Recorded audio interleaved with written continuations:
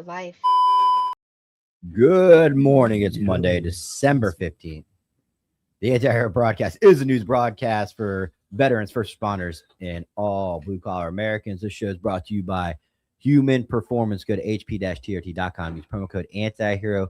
Save 20% every month on your testosterone, GLP-2s, peptides, everything you need for your fitness journey. And I think they've got some exciting things going on, and I'm here for it. Some changes. Good. And I think they might have brought on somebody we know. Really? Yeah. So I'm super excited to see this. I know the main shot caller. I know the guy that runs it, and super excited to see what's going on. I don't even know about it. So hopefully it's really exciting. It's really good. Good. GhostBed. Go to ghostbed.com/antihero. Save 10% on their already ridiculously low prices. Everything from pillowcases, mattress toppers, cooling patented technology, sheets, and their award-winning mattresses. They've got over 60,000 five-star plus rating and reviews. 50,000 5-star plus ratings. 5-star plus rating. Yes. All done in-house, made here in America and in Canada. Free shipping, free returns. Go to ghostbed.com/Antero. Save 10% on their already ridiculously low prices. And Elevated Silence. Go to elevatedsilence.com. Use promo code Antihero15. They have 15% off your can. They got cans from everything, from 22s to 50 cals. Everything you need, they got it. Low carbon buildup, except on the 22, obviously, because they're inherently dirty weapons. Go to elevatedsilence.com. Use promo code Antihero15. Save 15%. Tell Jim we sent you. And real quick, the two National Guardsmen that lost their life, I wanted to They officially died? Yeah, they both died in that ISIS. Yeah. Sergeant Edgar Brown Torres Tovar, 25 years old, of Iowa, and Sergeant William Nathaniel Howard, 29, of Iowa. I thought one was a girl. No, that was the DC. This is the ISIS attack. Syria attack. Syria attack. Wait, what? We lost two National Guard in Syria. It was a green on blue. Oh. Yeah. Oh, friendlies, but not friendlies? Yeah. Yeah. So Sergeant Edgar Brown Torres Tovar, 25, Iowa, and Sergeant William Damn. Nathaniel Howard, 29, of Iowa, lost their lives. Tragedy. First off, we're gonna try to do. I forgot to tell you this. Do you still have that that verse? Yeah, I do. We gotta start every show off with our verse of the day. I do actually. That's a great. I was late this morning though. While you look for that, Mhm. I was heating up my coffee, but I had just ate eggs, so the burner was still hot. And you know how they have that plastic thing that people keep in the microwave to keep like sauce from flying? Yeah. I was like in a rush. I threw my coffee in there, sat it down, and then Heather came in and was like, "What the fuck?" And it was all melted on the stove. Oh, you put the. We were scraping it. We had to scrape yeah. all, I had to like keep the stove on to keep it wet. You know that what I do with that thing? I put my plate right on top of it. It never comes out of the microwave. I just put my plate on top of it. I don't even know why it's in there. And speaking of service members, I often forget that there is a young generation of kids going into the military every single day. My cousin Ryan just left for the Air Force today. He's leaving. Tonight's his MEPS night. Oh boy. Oh boy. And he goes into the Air Force, which when I went to MEPS, I know you went to MEPS probably when it was renamed something else, but he met at the tavern. Yeah, he was at the tavern. Make your mark. We had the Make your road, mark, we had son. the road march up the pyramids in Gaza, up the pyramids, and into the whole. Had to swear in with Tutankhamun and all that stuff. So it was cool. We when MEPS, I don't know if you guys haven't joined the military. When you go to MEPS twice, you first go to MEPS with your recruiter. You get a lot of stuff done. You get your shipping date, and then you go home, and then you wait for your shipping date, and then you go back to MEPS a second time to finalize everything. But you go to MEPS, and then you go to a hotel. You spend the night in the hotel, and they pick you up in the morning, and they take you to wherever you're going. And when I joined, my family came. They were like, at the night at MEPS, the second night, no drinking. They were like, do not party, do not drink. And I was like, yeah, okay. I wasn't a drinker. I didn't party. I was like, okay. And so my family stayed in the hotel with me, to send me off. And I woke up the next morning and said bye. And I got on the bus, and everybody was obliterated. And they were like, dude, we partied so hard last night. I was like, but we weren't supposed to. You guys had that kinder, we weren't gentler supposed send-off. to. Real nice. My family put me on a bus 3 hours from Miami in a fucking hood. Like the Vietnam green and duffel bag. That was it. I got on the fucking bus. I went to Miami airport. I flew to fucking Atlanta, and I got picked up at 3 a.m. by the Fort Benning E4 crew that I had no idea that they weren't shit. Started smoking me from that point forward, and I didn't stop doing push-ups for 14 weeks. You never forget those bus rides. No. They just get on the bus. Yeah. I know the Marines get the drill sergeants get on the bus and start. But the Army infantry, when I went, I guess they take a different approach. And he was like, "Hello, gentlemen," and it was just fucking 3, 4 in the morning, and your like eyes are glued up. He was you're like ready to get killed. He's like, "Get off my bus." Everybody's starting to walk, and you're like, "Okay, this isn't that bad." And they line you all up. They have the feet print already there, the feet paint, and then it just starts slowly. But I remember before it got crazy, they had the amnesty box. They were like, "If any of you fuckers have anything you're not supposed to have, everyone's gonna walk by and put it in the box." And I was like, all right. They found like ammo and shit. Jesus Christ. So Mine was a little different. Yeah, mine was a little bit different. I mean, they were screaming and yelling at us from the moment we got to 30th AG. 30th AG. And then all the suicide kids with traffic vests on were in charge of us. We just took their shoelaces. They didn't get vests. They got vests and shoelaces, no shoelaces. Yeah. I just remember I can't recreate in my, like, to tell the story was, we spent a week in reception. So you think you're going for 13 weeks. Well, then you have a reception week. Yeah, they don't tell you. Recruiter doesn't tell you about that.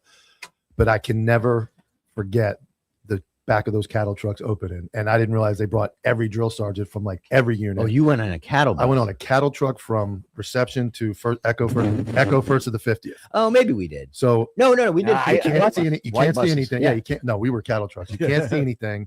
The door opens and it's the shark attack. And you got like 300 dudes just running, and dudes are ending up like 4 companies away from where they're supposed. What the fuck are you doing over here? Grown men crying. Oh, dude. All the dudes that thought they were hard. You get told to grab your duffel bag. Go over there and talk to that drill sergeant. You're like, I don't know why I'm here. I'll never forget that we're holding the duffel bags with that nylon for like 4.5 hours of scanning information, and my hands. I have very soft hand, weak. And they're calloused now, but then I was bleeding, and just one guy thinks it's funny, and one dude always thinks it's funny, and he's laughing, and you're like, bro, psychopath, dude, shut the fuck up, dude. man. These comments are so hilarious. Like the rifle on the EIB is the rifle Mike qualified with. Bro, it was a different time. The cattle truck was actually pulled by horses. 1996, man. It was. I mean, they still did the shark attack when I went in 2007, and I mean, dude. You look back. 30th AG, dude. The reception. That's the worst. I know everybody has a reception time, but they locked up all of our obviously you had a personal bag when you showed up. They locked everybody's shit in a Connex. I mean, they get cell phones now. We had Nokias at the time, but that shit, iPods, everything locked until graduation.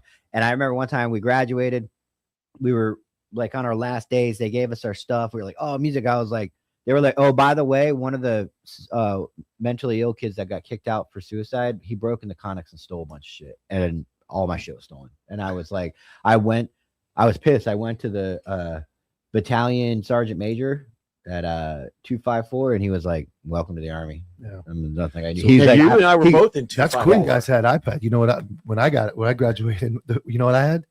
Alanis Morissette tape on a Walkman to listen through airborne school. That's what I had. Why? That's all. There was fucking nothing, dude. Why do you listen to Alanis? That's all I had. For some reason, I had like somebody gave me a tape. I had a tape recorder. I remember in airborne school. Isn't this ironic? And I'm just laying there all fucking night, over and over, listening to the same fucking. That's it. Walkman. That's what I had. I had a Walkman. I had an iPod before iPhones. I remember that. I mean, I didn't have a cell phone. Dude, I had nothing. I mean, of course, I'm a military brat, so I already kind of got front loaded with like, this is how it's gonna be. Don't fucking bring anything.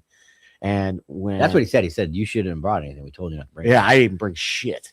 And got there, got done, and then I remember when we got to do the fucking duffel bag drag and get ready to go, and it's time to leave, and we could go to the big PX over on Kelly Hill, and I was like, I think I bought a CD player and who was it? It was Disturbed. It was their first album. We had records back when I went in. We'd have CDs. I couldn't carry the record player around. Man. Dude, know what I hated most is when they would do things like dump all of your shit in the middle. Oh, dude. Oh yeah. Your stuff. Oh my god. Say bye to your stuff. It's gone. They dump all your shit in the middle because it's gonna happen. They just blame it on one thing. They blame it on like somebody left their wall locker open. At some point, 40 dudes, someone's gonna fuck up, and they dump all your shit. I mean, our beds, our bags, our wall lockers tipped over. The whole fucking bay was in the middle, and everyone's bathing, clothing, uniforms. Like when they take the soap and squeeze it out on Dude, everybody's yeah. shit. My battle buddy was a fucking soup sandwich. He ended up going AWOL and leaving. And but up until that point, he was so fucked up that we had to move our bunk and locker downstairs, and I had to sleep with him in the company area outside for like 3 nights because he was so fucked up. So I'm sleeping outside in Georgia with fucking mosquitoes, and they put us down there for the fire watch. People had to watch us all night. Oh, it's brutal. It was cold when he left. I was like, thank God. What I did when he left was I made my bunk perfect, and I slept on his unsheeted bunk next to me. Yeah. He was the last one before the bathroom, so I was in the middle of the night. I'm like, I'm not making this fucking I'm bed. not making it. I'm fucking sleeping in this bed. I was there when September 11th happened, so it was fucking cold by the time we were doing the final FX. Oh yeah, it was horrible. That was summer. Oh man, that was summer. April, May, June, July. I because they're not letting you wear snivel gear. We're out there and freaking in the infantry you cannot wear the things they issue you. It's the weirdest thing in the world. Yeah. Put that rain jacket away. Yeah, and then you get to your unit. The Army issues you for PT outside. The Army issues you a jacket and pants to do PT in. You get one of each. And the pants, if you're in the infantry, say bye to them. You can wear them at home. Yeah, but they're not. I mean, they were the weirdest fucking pants when I was in. I don't know if they've upgraded. Suit. Yeah, that gray suit. And but you never wear pants, and it had to be like 15 degrees before they let you wear a jacket. Do you remember that? Yeah. Like make you more of a man? I mean, like, let's just be miserable. Hey, we're bringing all this fucking wet weather gear and snivel gear to the field, but you ain't wearing it, motherfucker. Look at this stupid idiot wearing a rain jacket. What the fuck is wrong with you? We're in a torrential downpour, Sergeant. The sergeant, the rain's blowing sideways at 60. It blew 70 where I'm from. It's like, fuck, dude. Okay. I got fucking the worst thing that ever happened to me at basic training was they were going through everybody's shit and they picked up a boot and threw it. And a fucking orange came flying out. Oh man! And then fucking done it. And so they were like, and one of the drill sergeants stock guys goes, "Was that a fucking orange?" And I'm like, "Oh my god!" I used to sneak stuff from the chow. I was so hungry. I would volunteer for KP just to eat. Oh, dude, I would grab the fucking those sheet. They would put the sheet cakes out all the time, and nobody was allowed to eat it. No one's allowed to eat it. They make fucking chocolate cake, massive sheets, dude, huge, and nobody touches it. You're not allowed to eat it all day. It's a psychological thing. So what I would do is I would take KP. I would like look around. I would scoop under the sheet and just smash like a bunch of it on my arm. Run to the bathroom and sit in the bathroom and just fucking look at my arms and shit. I'm like, all right, soda. You run out of soda. No. So I went to the soda machine. I'd run to the soda machine and just. You can only have red and blue Powerade. Yeah. And I mean, and don't fucking talk when you sit down. Yeah. If you got time to talk, you got time to get the fuck out. Like, oh my god. Okay. Good times, man. Yeah. It was fun. What's our verse of the day? So our verse of the day is 2 Corinthians 10:12. We dare not classify or compare ourselves with some who commend themselves. When they measure themselves by themselves and compare themselves with themselves, they are not wise. We, however, will not boast beyond proper limits, but we will confine our boasting to the sphere of service of God himself has assigned up to us, a sphere that also includes you. Nice. Yeah. Like, can you give us layman's terms? So basically what Paul's saying is he's kind of going like, hey guys, this is who I am. This is where I'm from. People say that I'm this and I'm that, but I don't boast about that stuff. People can say whatever they want about how great I am or how terrible I am. Doesn't bother me at all. And I'm not going to sit here and run my mouth and tell you how great I am. Why would I do that? I'm not going to get up on national television or in front of the Roman Forum and say, I'm the greatest. You need to listen to me. You need to listen to what I say. I'm going to contain myself to the things that God wants me to do. And I'm not going to measure myself by other people. And the people that do that are freaking stupid. All right. Yeah. Yeah. I mean, we see them on YouTube a lot. We do. Yeah, obviously we're not a Christian broadcast, but we are a Christian influence broadcast. Yeah, I would like to say, we're heavily influenced by Christianity. The whole point of it is to entertain those warriors appointed by God. So, we got a couple. We got a good show today. We got a good sports segment, as you can see. That'll be and you might. It was the Florida State Championship for high school, and you might think, why would I care about the state championship for Florida? But I guarantee you've seen the clip. It's an amazing story, and it's crazy the two people sitting here. But we'll get into that. 12:15 sports with K9. We got some reflections. Let's start with Thursday night. We did our Thursday night night shift. Let's start with that. I got pretty well slayed in the comments for my take on pursuits. What'd they say? Oh, it was bad. Like, this guy has never been a Leo. He doesn't know what the fuck he's talking about. You're gonna let all the criminals run away. You know, like what kind of world are you living in? We'll just it's gonna be anarchy and dogs and cats living together. It is right now. So it already is. I mean, and look, Mike gets on this show every freaking day and talks about fat cop.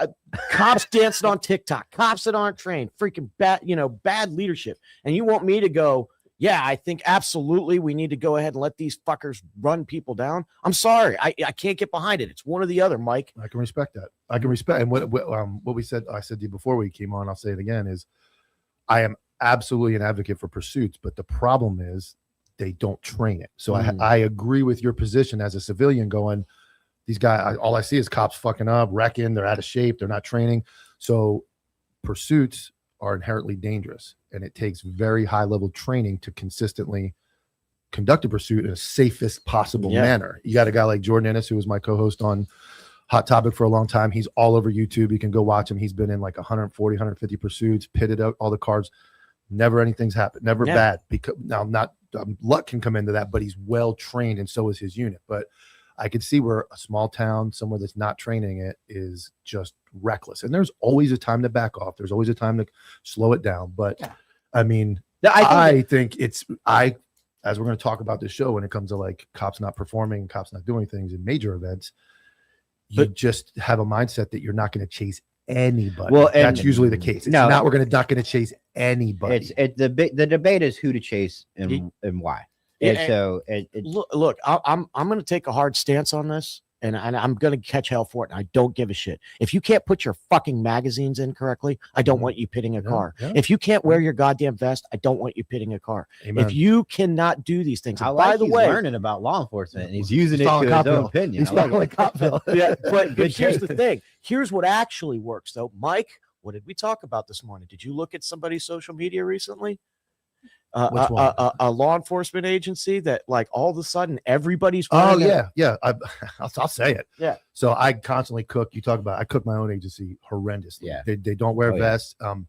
Vero Beach Police Department doesn't, and County Sheriff's Office, and they don't. And over the weekend, Vero Beach Police Department quietly turned their comments off now on social media. So not allowed to do that, right? No, they can turn them off. They just can't delete them. Okay. But for the first time, on all social media? On all social media. Okay. I will say it, and I'm very happy. I don't know why it happened, but I saw the Indiana County Sheriff's Office attend Shop with a Cop at Walmart, and every single officer had their vest on for the event. You did it.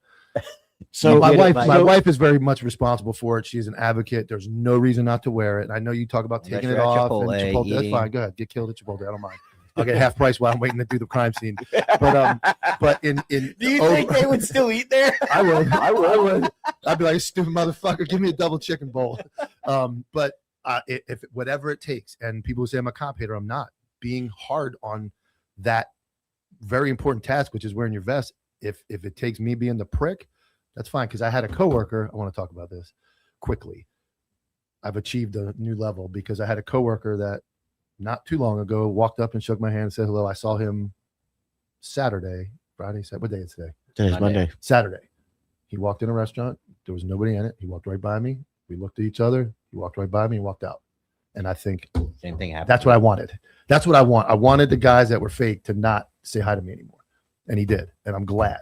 And there's a lot more to that story I can go into, who he is and what other crazy shit he's done. But if it takes me being hard on cops to go, fuck this guy, like you put in that reel, like, admin's like, oh, fuck Copville, this guy. But tell me what I'm saying that's wrong. Tell me one reel I've posted that's wrong. You can debate me on some of them, but wearing your vest, being prepared for the job, being physically fit, being able to chase cars, being able to chase bad guys, being able to reload your gun. Those are basic. That's academy basic skill level one skills, shit. not search warrants and all that stuff. But tell me where I'm wrong. I would love it. So that's all serious stuff. But at the end of the day, we have a show that has different opinions in it. Yeah. And I've never seen like I said it Thursday night, the reel didn't do as well as the pursuit wheel, but I said not all cops in general are fucking pussies. You did say that. Oh my God. All they do is fucking cry and whine.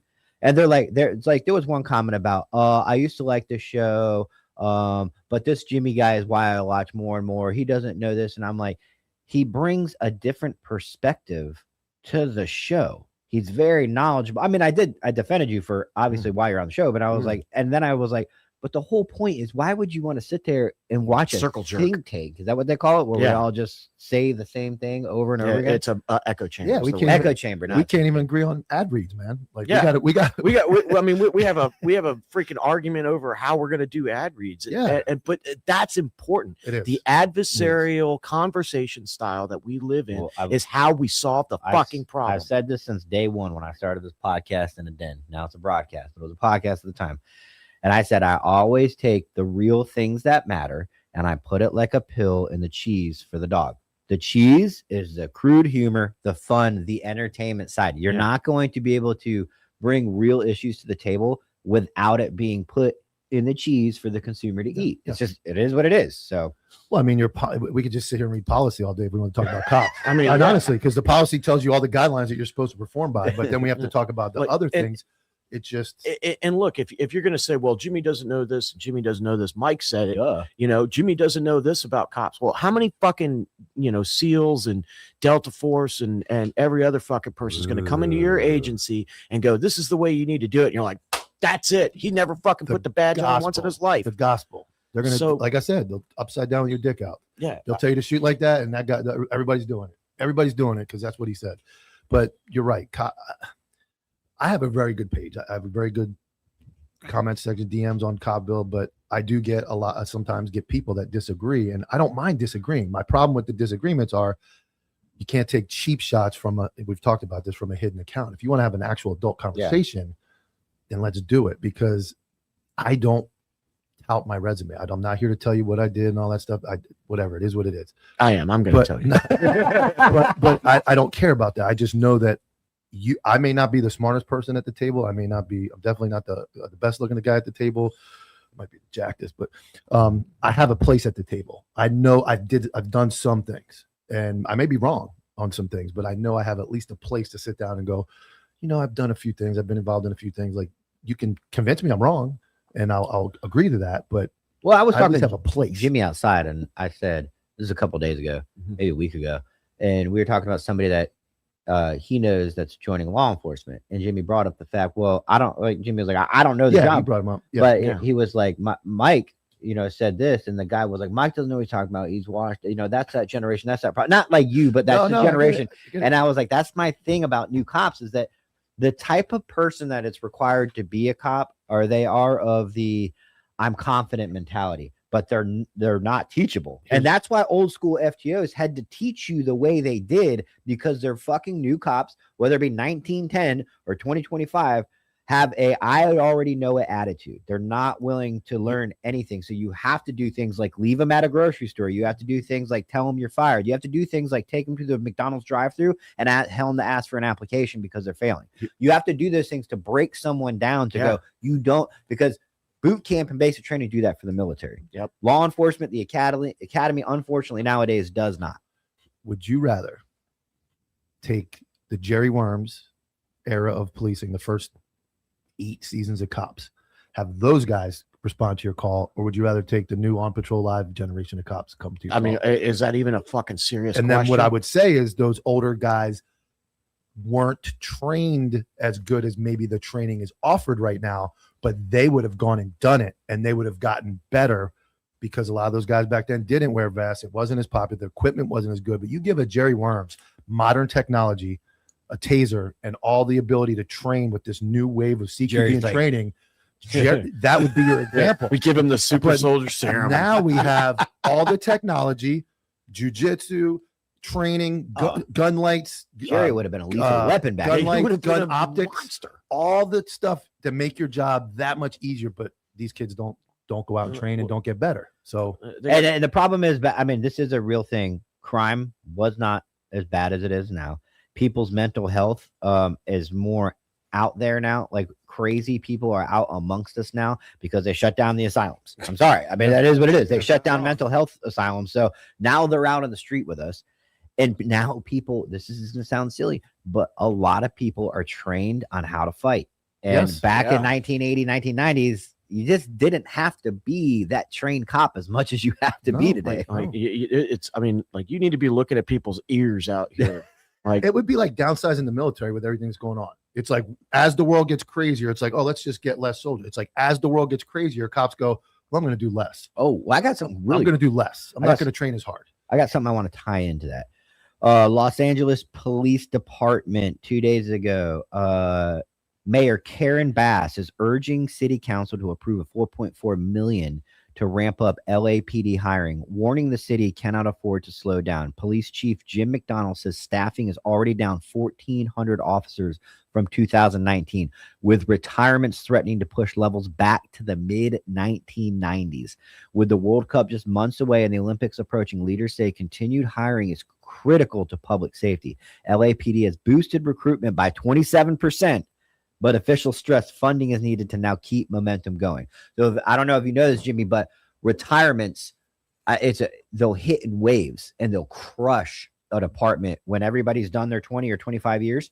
You lose all at the same time. Yeah, you lose that institutional knowledge. Yeah, people lose the boots. Guys used to stay though. Used to stay. They did. Now the fucking DEI hire that's started 18 years after them is 3 ranks ahead of them. Yep. You got the 30 by 30 agenda, which is the most dangerous thing in policing. I don't care what you say, to push 30% women by 2030 with no standard or no qualification needed. Just the fact that you're going to put 30% women out there regardless is terrible. Terrible. And then who wants to be a fucking cop? Who wants to be a cop in today's world in LA? Hell, watching that shit happen and go, oh, there's not enough money. You know what? There's not enough money. when I was in, every single fucking person, Jimmy, I'm telling you, hated their job. They hated being there. There is something as far as a cynical person. Everybody hates their job. Grass is always greener, blah, blah, blah. Dude, every single person did not want to be there. They all they did is bitch, gripe, complain, which again goes with the culture of cop work. That's fine. It's like the smoke pit in the army. Yeah. You hated every fucking day of it. Yeah. It was retarded. But you look back and you go, man, those were the days. I haven't woken up one day and missed that job. You know, I was No. driving in this morning, coming down I-4, right, and heading towards the studio, and there was a big accident on the westbound lane. And I mean, there's one Orlando PD vehicle after another, and fires out there. And, you know, like you're looking at those guys and you're like, you know, I mean, it looks like it sucks, but like, I mean, at least it's fulfilling. You know, you're doing a service, you're doing a good job, you're keeping people safe. And then you get on here and it's like, fuck this job. It's fuck it, I'm out. It's just, they don't make it. There's so much bad that comes with that job that it used to be that the job you were admin, it's just the culture is so bad now. You're written up for everything. It's a joke. It is a joke. The job's a joke. It's a joke. They have cameras in your car that write you up for the brake. What do you call that? The G-force. And they go, well, you rolled that stop sign while you're running code to somebody dying. Yeah. And now you're getting supervisors that don't have the fucking backbone to say, well, that's my guy is going to save a life. Of course he's going to roll a stop sign, because then they'll lose their job. And the lieutenant that doesn't enforce that will lose his job. And the captain, it's so ass backward. It's police departments now. All the old school big sergeants are all gone. There might be one or two of them hiding somewhere, but that's it. The whole admin needs to be wiped out in all agencies. 100%. This to me is analogous to the dude. Go ahead. I'm going to hire somebody every episode to find the word that because you do it on purpose. I didn't do it on purpose. Analogous. It's an analogy. It's analogous to what happened to the military during Vietnam, right? It was not a popular place to go. Everybody was against him. Everybody hated him. Everybody that had to do it didn't want to be there. No morale. And then by the time Vietnam's over, the military is destroyed from the inside out. Everybody that's left is just rotting. And Colin Powell and Schwarzkopf and them guys said, we're revamping the Army. And I'm still against the National Police Force right now on record on December 12th, 2025, but I would listen to how it would improve police morale across the country. Well, I would listen to it. I'll end with this. My episode Wednesday, noon on Cobbville, is going to expose actual criminal behavior by a local sheriff. Criminal behavior. And I'm interested to see when this comes out, what happens. Every other human being breathing on earth would be arrested for what I'm going to drop Wednesday. You would go to jail and be arrested. They have too much power. They have too much ability to break the law. I've said their names over and over again. Marcino, Greg Toney, all these sheriffs, they're overpowered. My sheriff, I told you, recently put a policy in place that says right in black and white, you can't talk about him in any way. You cannot say anything about him. You can't talk about him. While it's on duty? Subversion of the sheriff. Doesn't clarify. It just says subversion of the sheriff under any circumstances, anything deemed detriment. And he lists a bunch of cases that are federal. And Florida, thank God, Florida actually has a case law and a statute that protects that. You can't do that. So he's got an illegal policy that says you can do something. Is anybody fighting it? No, they're fucking pussies. I told you, 2 people voted no on the last union Well, you contract. actually found out recently that there's no one to check a sheriff. No, that's what The I'm dealing with. state doesn't check a That's what I'm sheriff. dealing with. So I will tell you, if you ever watch one of my episodes, this isn't a pop. I want you guys to see what they do It's and what super they get away serious. with, and it's criminal.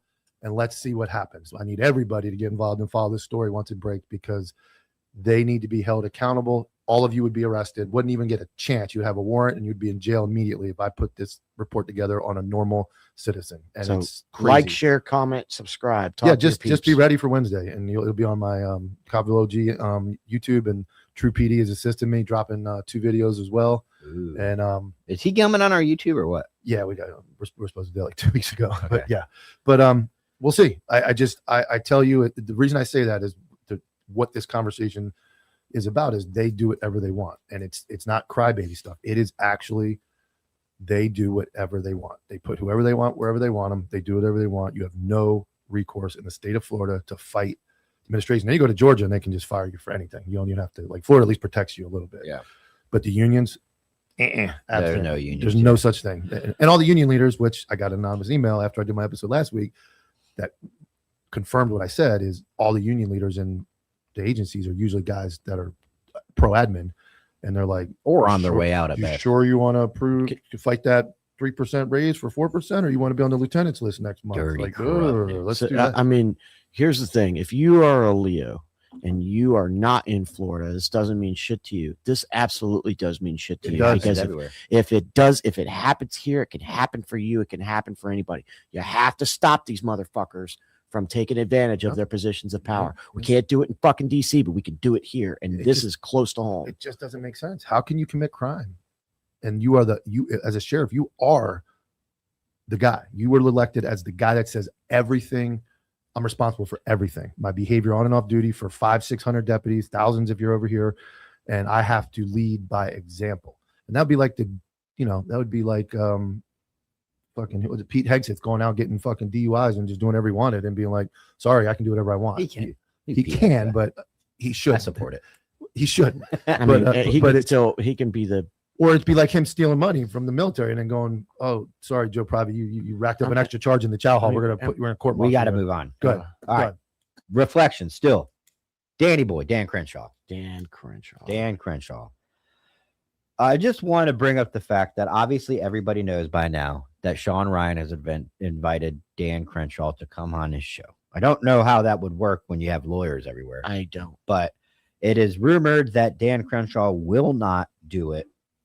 Will not, I don't want to say take the bait, but is not going to take the opportunity to go on Sean Ryan's show. I was talking with Mike about it. Dan Crenshaw did ask to come on the Anti-Hero podcast a couple weeks ago. For reasons, other than that, we couldn't make it happen at the time. And then we haven't reached back out to him. Yeah. And we were talking, and it's like the blowback that I foresaw Anti-Hero broadcast bringing on Dan Crenshaw, the most hated politician in America right now. Hated because of our people are supposed to like him, but they don't. Yeah. Everybody would pretty much demonize us and nobody would have I supported mean, it. let's look. Eddie Gallagher is our friend. Yeah.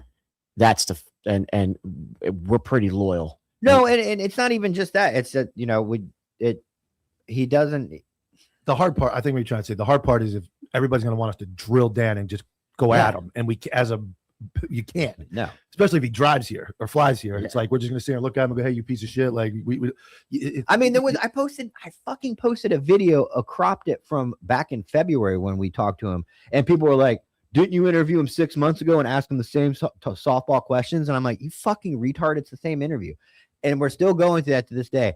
We cannot have. Mike was hard on him, but at the time, I was the co-host of of the podcast, and I couldn't do that. And so, I just want everybody that's listening now and will ever see this, if you can't have in your mind that one podcast can have Dan Crenshaw on and go, "Oh, good for them," and then another podcast go, "Why would you have Dan Crenshaw on?" Dude, I mean, I want to call those people out because they will support Sean Ryan having him on. There will be some people. Sean has haters too, just because he's popular. yeah, It's like liking Metallica. Like, I don't like Metallica. But I like Sean Ryan. I think he's good. he's a good dude too. Yeah. But Sean Ryan is not going to, if you take like the per capita blowback, that would be comparable. His versus ours would be 90% absolute hatred of us having him on and don't support it. Mhm. Sean Ryan will probably have 10% that doesn't support it. and we could ask the same. We could script it like WWE. You'd have Sean Ryan ask the same questions we do. Yeah. He's going to get 90%. What a great interview! He did great. We're going to get. Fucking Cooks didn't ask him no questions. You gave him softballs because there was no softballs from me. You There were stayed not. neutral. You stayed neutral. I asked that dude flat to his face, "Have you ever once in your life said anything wrong? You've sat here for an hour talking about how great you are and how you've never said one thing wrong." And Brent wasn't here that episode. It was Brent would have Yeah. cut his fucking head off and drank his blood and all that garbage. Like I'm telling there's you, just no right answer for us sometimes. in this sphere, I've called it. I know, I can tell, I can watch how this entertainment sphere is shaped. The bro vet culture, that all the hate and everything, it's getting old. People are sick of it. Dying. And the next wave of entertainment in the bro vet sphere and in the special forces sphere is going to be reconnecting with the people that you fucking drug through the mud. Yeah. I'm telling you right now, you might know who I'm talking about. You might not know who I'm talking about, but I guarantee you that's going to be the new trend. It's going to be positivity. Hey, so and light. I mean, That's Hey, like buddy, me come on my shoot you in the show. fucking leg and I go, and then me doing a video of putting a tourniquet on. and it's entertainment. I don't blame him. Friday I was driving home and I'm talking to my buddy who was in the Air Force, and he's like, "You guys should start a business. Have you or any of your loved ones ever been sued by a former Navy SEAL who wrote a book? Contact the Anti-Hero Podcast. We can help you. I'm with going to take a picture of who is going to be on what episode of what show right now. Uh-huh. So here's it. There it is. I just snapped it. When it comes out, Yeah. I'm going to post this picture of who that we were right. It's written right here. Yeah. Well, I mean, we're gonna find out, aren't we? I think I don't think Crenshaw's going on Sean Ryan. I don't think that's gonna fucking. It's happen. not, he because won't it'd be do it. stupid for him to do. I mean, any lawyer would advise against it. Yeah, I'm sure. And, I mean, can we talk about lawyers for a second? Absolutely. I mean, can we talk about ours? Well, it depends. Can we? Fuck, I don't know. I mean, is it a secret who our lawyer is? No, not now. Okay, so we got the same lawyer as Sean Ryan. So the same guy. Yeah. That responded to Eddie Dan Crenshaw. Gallagher, Sean Ryan's. Who's the Bissonnette. full Friday? Bissonnette's right. Matt Bissonnette. Yeah, Andy Stump. Yep. lawyer. And so it's He like, specializes. yeah, in he community. is like, this is going to be a boon to him for sure. But it's sort of interesting that like Dan had to know, like, hey, dude, it's like Rob O'Neill took a shot, bang. Here's the thing. Yeah, I get what you're saying. yeah, Rob O'Neill failed at it. Yeah. Dan's all over the fucking news again. If Dan wanted to now place something that works, something good, positive, like if his plan was to get eyes on him for his next act, it is. Well, It is all on him. Rob O'Neill picked Robin Hood's a fucking idiot. A lot smaller target. I mean, Dan went after the guy. Yeah, Like, there's no doubt about it. Guy's got millions and millions of followers. Anything that it broke. we could sue Sean Ryan and we would be popular just for saying it. You like, he's that big. Which we're not going to. Sean, No. hook That's us up, okay. bro. Great dude. But that's what he did. Like, That's he smart. Robin Hood wasn't even smart enough to do it like anybody else. But They have to hear a podcast. Like, hurt my feelings. Yeah. Equating us to Osama bin Laden. Yeah, a little thing about Sean Ryan too. We're moving on to reflections. We're gonna go to commercial break. We're gonna hit sports with K9. We got a couple current events we got to touch upon, and then boom, the whole point of the episode is talking about Operation Allies Welcome. Operation Allies Welcome. A lot of new intel came out on that. Want to make sure you guys are up to speed on that. But the Sean Ryan clip, Lewis, can you play that? This was No. a lot of people think that, podcasts are just innocent sources of information. They're actually they've been the most effective source of communication for 5 years. Everybody knows the mainstream news is scripted. Podcasts is where people get their news, even if it's from retards like us. We still get credible sources, even if people want to say they don't know what they're talking about. We give them the sources that we got it from. Sometimes sources are wrong, sometimes they're not. But we get our sources from people. We give the news. Sometimes people just like getting information through entertainment from people they relate to. Yeah. Right? That's where podcasts, broadcasts, they all come into play. That being said, the sources that be have realized this. Mm-hmm. Now, those old fucks like Pierce Morgan and fucking Bill O'Reilly are obsolete. No one cares about them anymore except for the 80 old women sitting there watching them because they cancel them on Fox News. Waiting to die. Podcast, broadcast, they are the new source of information. So, of course, Dad, big government, is going to get in on it. Absolutely. So roll this if you guys don't believe me. Have you ever had a guest where you thought, this person might be acting on behalf of an intel agency? Got a couple of them. I just did a really good interview with this guy, Blaram Scoro, who was an asset. He got recruited in prison by the CIA right after 9/11 to make friends with all of the terrorists that were in there. And then when he got out of prison, agency gets back in touch with him and said, hey, you're going to use this network. Your cover is going to be you're building a Al-Qaeda cell in Macedonia. And so he would set up shop in Macedonia and he would go into Pakistan and go into Afghanistan and Syria, Iraq, Iran, Russia, all these places. He didn't meet specifically with bin Laden, but he's like one step away. That's a dangerous job. No kidding, man. So then he has an assassination attempt. CIA cuts him. Then he started telling me about getting uranium out of Russia. I said, well, what are they going to do with these? And he said that they wanted to get them into the U.S. and it would kill 500,000 people. But it didn't really fit in the interview. Like we're talking about all these other things. I don't trust this for a second. And then all of a sudden we get to Russia. And so I just called him right there on the interview. I was like, you know what goes through my mind? When's the last time you had contact with CIA? That was exactly what I was just thinking. And he said, January 2022, 6 or 7 January. Like knew the exact date and got really flustered. I said, you know what goes through my head is what if somebody contacted you knowing you were coming on this show to say that you were getting uranium to Al-Qaeda to sneak into our country to blow us up. A lot of people want to see us go to war with Russia. Sean, if it's like that, you saw the story, you see me, I don't hide what I can do. It was almost like, shit, I lost my opportunity to insert this into the interview, so now I gotta swing for the fence and just drop it. And it just immediately clicked in my brain. What if they got in contact with you to tell me that in this show? No, never, To drive a narrative? never. I never planned to come in your show. Well, there's a lot of higher-ups that want us at war. I wanted to say that out loud, because if they're watching, and they probably are, then they know that I know that I'm a target. So that being said, this is why I love conspiracies, because you never know. Yeah. Mike. Yo. Gonna play it super simple for people. I'm a drug dealer. Mhm. You're undercover. Mhm. Are you a fucking cop? What are you gonna do?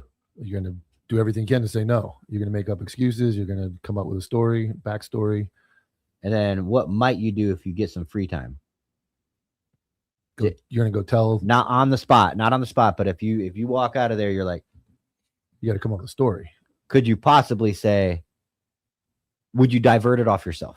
Yeah, you're going to bring somebody else in the group, or like I think the other guy's a cop over there. Like, That's what Yeah. I'm saying about that. I'm just there's so many good arguments for Sean Ryan being a CIA agent. That's the first thing I would do right there. Is go. I mean, dude, there's well, that yeah, they're be like, you're a cop. Yeah. Like you think I'm a cop? Well, you're a fucking cop. I've been in undercover deals like that. And they're fucking sketchy. Too. There are times when I'm looking at the open source intel that's coming out, and we're all starting to say the same things, that I'm starting to wonder. The fucks with your head, huh? It really does. And it's like, hey man, this is 4 different sources. We're all getting the same info at the same time, and this one very tiny specific thing. And it's like, okay. Is it just because it was released? I mean, that's possible. That's possible. Like if you put out bird feed, all the birds come and eat it. Like, yeah, the thing that and this is where like you have to be able to talk. Like, I don't have the opportunity right now to talk to some of the sources that like the open source intel guys that collate all the information and put it out for me. Right? They put it out for everybody on the internet. I take that and I go, okay, cool. This is a data point. I don't have the opportunity to talk to them and go, hey man, where did you get your info from? Do you have a source? What's your source? When did you get this info? Because I got some other info on this thing that's going on. And I can't do that right now. And sometimes I wonder if maybe there's a concerted effort to keep us apart. who? But those of us that are talking about open source intelligence in the YouTube sphere. Is that going to be we'll announce it here, hopefully get it out episode 1 tomorrow, your new podcast. That's right. Shadowcast. That's right. What's the I love the slogan. So Shadowcast. I have to write it down because I haven't got it memorized yet. I freaking pulled it all together and I sent it to you guys, and I was Siri, what's a good quote for my podcast? So it wasn't that. It was like something I came up with off the top of my head. So it's strategic highlights and developments overview weekly. That's a lot. That's you better write that. You're gonna have that. It's a lot, man. I'm gonna have to do that one across. But Shadowcast runs off the tongue a lot better, and it's some It's nerd, good. I it's like nerd shit too. You're gonna be able to dive way deeper into that stuff. Oh yeah, my plan is to like look, man. This If is you notice, Jimmy goes about 2.5 minutes, and we have to tell him to stop. yeah. I mean, like if you look at the stuff on like just the stuff I did on the Bible, right? Like, hey, this is how the Jews are. I mean, like it took me 30 minutes, and we just don't have to. This show is not designed for that. Me and Mike want Jew jokes by about 11 minutes. Yeah, we can't take it anymore. I don't think you can say that. So you're gonna have a show with original content. Yeah, that's right. You're not gonna just clip everybody else's stuff. No negative. Oh, cool. Wow. Will you do actual research? Oh yeah, on things that matter in America? 100%. Okay. Yeah, all you're right. not just gonna go around and clip everybody This else's podcast videos. said this and this. No. This is gonna be. Although I just did that with Sean. But I'll tell you, man. Like the one that we're doing today. Today we're talking about Operation Allies Welcome, right? Like I went down that road for a week and a half, and it was really, really hard as a guy who had been there and knew those people. And some of these are my personal friends that I've known since I was a fucking kid, and like listen to the stories and listen to them tell me about it and just go, holy fuck, dude. But for the grace of God, there go I. And then just the emotional turmoil of pulling this all together and going like, if I didn't know this, and I had a military background, I would fucking want to know, no matter how hard it's going to be, and it's going to be fucking hard. You thought it was a shit show, guys. It's way worse than you ever thought it could be. Really? I know really nothing about it other than what's kind of general knowledge out there. So I'm excited to hit that with you about 12:30 today. It's going to be a longer show. Hopefully everybody bought their juice box, their snacky snacks and their fucking cookies and milk. So and again, I appreciate everybody watching, supporting us live, having a good time with us. Let us know what we can do better. And you guys are amazing. So before we go on commercial break, Rob Reiner was murdered in his apartment. Now, we're not just going to give you, or his house, we're not just going to give you basic TMZ news without some kind of other spin on it. So Rob Reiner and his wife, Rob Reiner was an actor, director from like what, the 60s? He was on Archie Bunker. He was on way back. Yeah. Back when the back when you could say the N-word on regular you can say it on broadcast national TV. Rob Reiner, very prominent actor, director, old. Him and his wife were murdered in their house. Their kid is the suspect. He's in custody. Donald Trump weighs in. I saw Oh that. boy. President Donald Trump has made clear his feelings on the tragic death of actor-director Rob Reiner and his wife, Michelle, who were found in their Brentwood mansion Sunday with wounds that were reportedly consistent with a knife. Dude, being I love how murdered. they say it. Reported. Wounds that were allegedly consistent with like, bro, it's a fucking knife. Like, He was stabbed to death. Yeah. That's a pretty brutal way to go. I mean, you could survive like 27 stabbings, still be conscious and live. To be stabbed to death, that's a lot of stab. I've been to a stabbing scene and they were like, this guy was stabbed like 52 times. the problem with the stabbing, And is there's you know blood. you're dying. You know you're dying the whole time. Everywhere. Yeah. All right. So So are we gonna clip that? You mocking Rob Reiner getting stabbed to death? No, Trump, Okay, Trump okay. already mocked him. Okay. Trump called it a very sad thing that the pair had lost their lives in possible homicide. He further then detailed what he considered to be Rob Reiner's all-consuming Trump derangement syndrome in his post on the Truth Social network. Rob Reiner was a frequent critic of Trump and forewarned of the impact he would have on the country, not only regarding his second term in the White House, but also his first. As Newsweek notes, in 2017, Reiner said he thought Trump was mentally unfit to be president in an interview with Variety and said he was the single most unqualified human being to ever assume presidency of the United States. 1 year later, he called Trump a mentally ill sociopath. The longtime Democratic activist also blamed Trump for the 2022 attack on the House Speaker Nancy Pelosi's husband. Paul Pelosi claiming it was directly tied to Trump That was challenging the grinder. That was a grinder hit. And the police are currently investigating the death, blah, blah, blah. We're talking about pettiness. Like Heather did an entire episode. She's doing a series on her podcast about 50 Cent's pettiness with Diddy. So good. I love Trump's pettiness with my kids. Kids can't let it go, dude. Oh, it's sad, but I blame his derangement.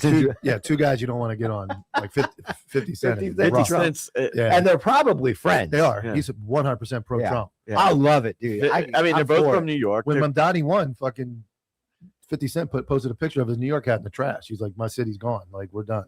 He's a super pro Trump guy. yeah, I mean, Fitty All is the rappers are. it's All your just- main big rappers are all the pro-Trump. criminals are. It's wild. All of them. Except for the You got 50. You got Waka Flocka Flame was pro Trump. Like, who's that fucking skinny dude? Well, he saved one guy. Little Pump. Yeah, He got one guy brought back. Mhm. who was that? You know why they're pro Trump? Because they make a lot of money. They don't want to pay a lot of taxes, and they're not Yeah. stupid. Yeah. They're not stupid. Well, one guy, what Waka Flocka he brought him back to the country. Wasn't he detained somewhere? Somebody else, I don't know if it was him. Somebody was out of the country in trouble.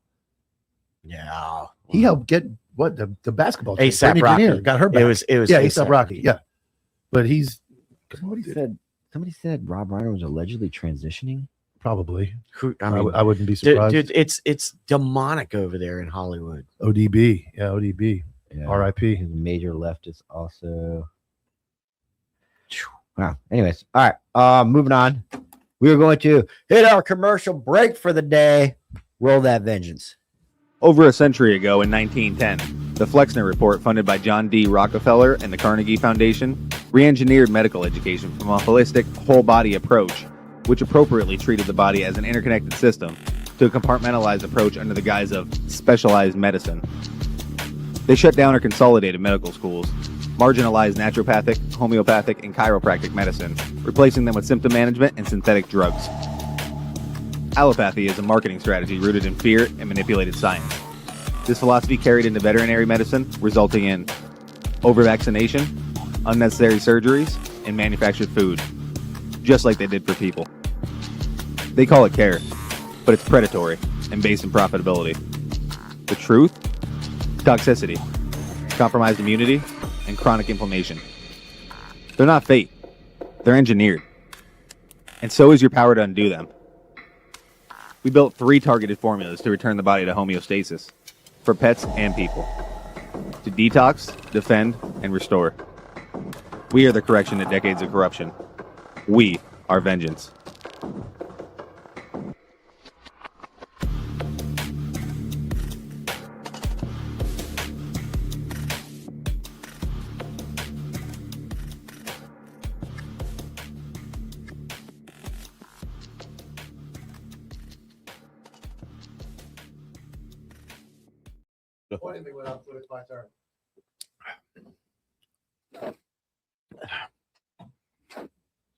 All right. Let me know when we're Jimmy, ready. you're on. Okay. Yeah, I got to get a warning at some point. I can't see the screen.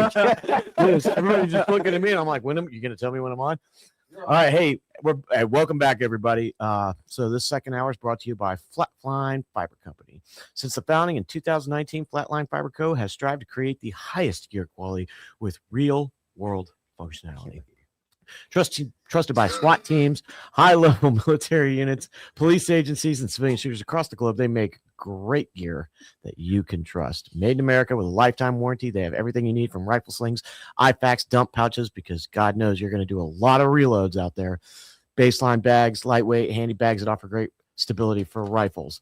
Go to flatlinefiberco.com and put in the promo code antihero15 and say 15% on your stuff. Let them know we sent you. Okay, Mike, you can wake up now. You said there was a long pause last time. There wasn't. He went. There was like a 1 second pause. Oh, that's Sabotage.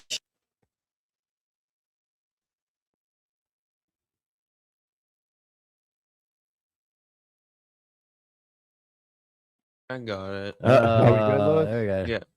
There we go. This is What did you push What over there, happened? Louis? Did you just react and push a button and then like, realize? how did you? How did we? Yeah. How do we get off? Yeah. How do we get off? That's what I want to know. How did something change? Oh, no. When we went to the bathroom. I watched Louis. Louis, put the mic on you. Put the camera on you. Sorry. Right. I watched him turn to his right, press the button, He turned the whole system on and off. and then went, But how did turn we it back get, on, and then went and figured out. Was How that did just we- a reaction? Yes. How did we get there? How do we get there though? All right. Anyway, and don't forget Violent Provisions, veteran and law enforcement owned operated apparel company geared towards the violent professionals. They provide high quality shirts, heavyweight hoodies, hats, and stickers with unique designs. Violent Provisions is running a pre-order that just ended, so you can't get that pre-order anymore. Use Anti-Hero for 15% off your order. ViolentProvisions.com and at Violent Provisions on Instagram. And our newest sponsor, 96, AI-powered web app. Got a little heat about AI, but I believe in it in this scenario. With one upload of your traffic summons, 96 instantly produces a court-ready testimony draft, accurately structured, ready to use. This is a law enforcement-owned company out of NYPD, and this will make your testimony easy. I'm on the fence about AI, but I use it to get my thoughts together better. Maybe throw a big word like hippopotamus or something in there that Jimmy uses. But check out 96.app, and there's a free trial. See how it helps you for your court testimony and traffic tickets if you write them. Yeah, guys, we use AI. Everybody uses AI for everything. Why not use it for something that is going to be very important? Did you put the 96 one up, or did you let me read I- the time under What? Violent Provisions, Lewis? I think. Did you keep Violent Provisions? Yeah. on? Yes. Yeah, you want to put 96 up real put, quick? Put 96 up. Okay. Okay. How did I transition to it? And how did it happen? Lewis is still on the whole fucking turning in the system on and off thing. All right, there's the 96 app that I just read for 27 minutes. Well, I will say Lewis that- didn't put up. Wait. Good. Don't wait for your agency. No, put it back up. Put it on me now. There you go. Don't wait for your agency to tell you you're allowed to use AI, because that's when everybody will go, oh, okay. Well, Axon's telling you Yeah. to use AI. Your agency will allow you to use AI. This program is made by cops for cops to make the fucking traffic citation process and court process easier. You don't have, it's not a software you have to have approved. You're not going to get in trouble for using it. It's literally the same as pulling your phone out and going, write this text for me. It's the same thing. It's coming from you. It's assistance with this app that knows exactly what you need to write your citations and what you're going to need in court afterwards. So go to where? 96.app. 96.app. I You can try it don't out have for my free. glasses on. Yeah, I you can can't try it for free at 96.app, and make sure you mention. I wanted Antonio. to analyze what happened in Terminator 2 Judgment Day. see. and We right- still haven't done that. Have we? You can take it down now, Lewis. No, somebody. You need a taser wire connected to Lewis, and when he starts to malfunction, like he just had a 2-minute. Oh, We need a hard, Go we need a factory hard reset. reset of Lewis. He like flawless, and then just we put him on break for 10 minutes and a half. Everything came shut down. down. Everything went down. All right, so we got Canine. Hey, can you email the link, Lewis, to Canine? I think it's Alex. Something is his email. You got it. Why, thank you, Lewis. We'll cover some other things. We Ooh. covered. Let's hit on Brown. Or do you want to cover Australia and Brown University at the same time? Let's go all, and once Lewis is done, because we're gonna need some pictures and video up. So we'll go to the Australia first. Yeah. Well, yeah, we got video of that. That's too. not it. That's not it. You just sent it to That's Catherine the Ninja or something. Oh, Definitely Kenny not the it. Ninja. Yeah. Alex. Oh, You Yeah. did that last time, Lewis. You know that, right? You sent it. yes. Kenny goes, I just got some random email from you. So Kenny, disregard the email. Alex K. Second No, one I down. said send it to a Beautiful. guy named Alex, and you just press K and send it to Kenny. Just like that. Just like that. Man. Okay, there we go. System malfunction. System malfunction. All right. All right. There's a video. We'll hit on Australia first. So go to the video that I dropped about Australia. Everybody's seen it. That's just Brown University. Don't post that one. No, Yep. Get rid of that video. Yep. That's not the one. I can't see. That's not the one either. That's the one that Tyler. You remove that one and then go to not that one. There's one that Tyler sent. Video. That's mine as well. You can get that one ready, but there's a video that Tyler sent. I can't see. What- Can you help him? Was it a shoot? Yes. It's Yeah. Okay. That's the one. Go ahead. Okay. All right. really what happened, guys. Disarms him. Pause it. What the fuck are we doing right there?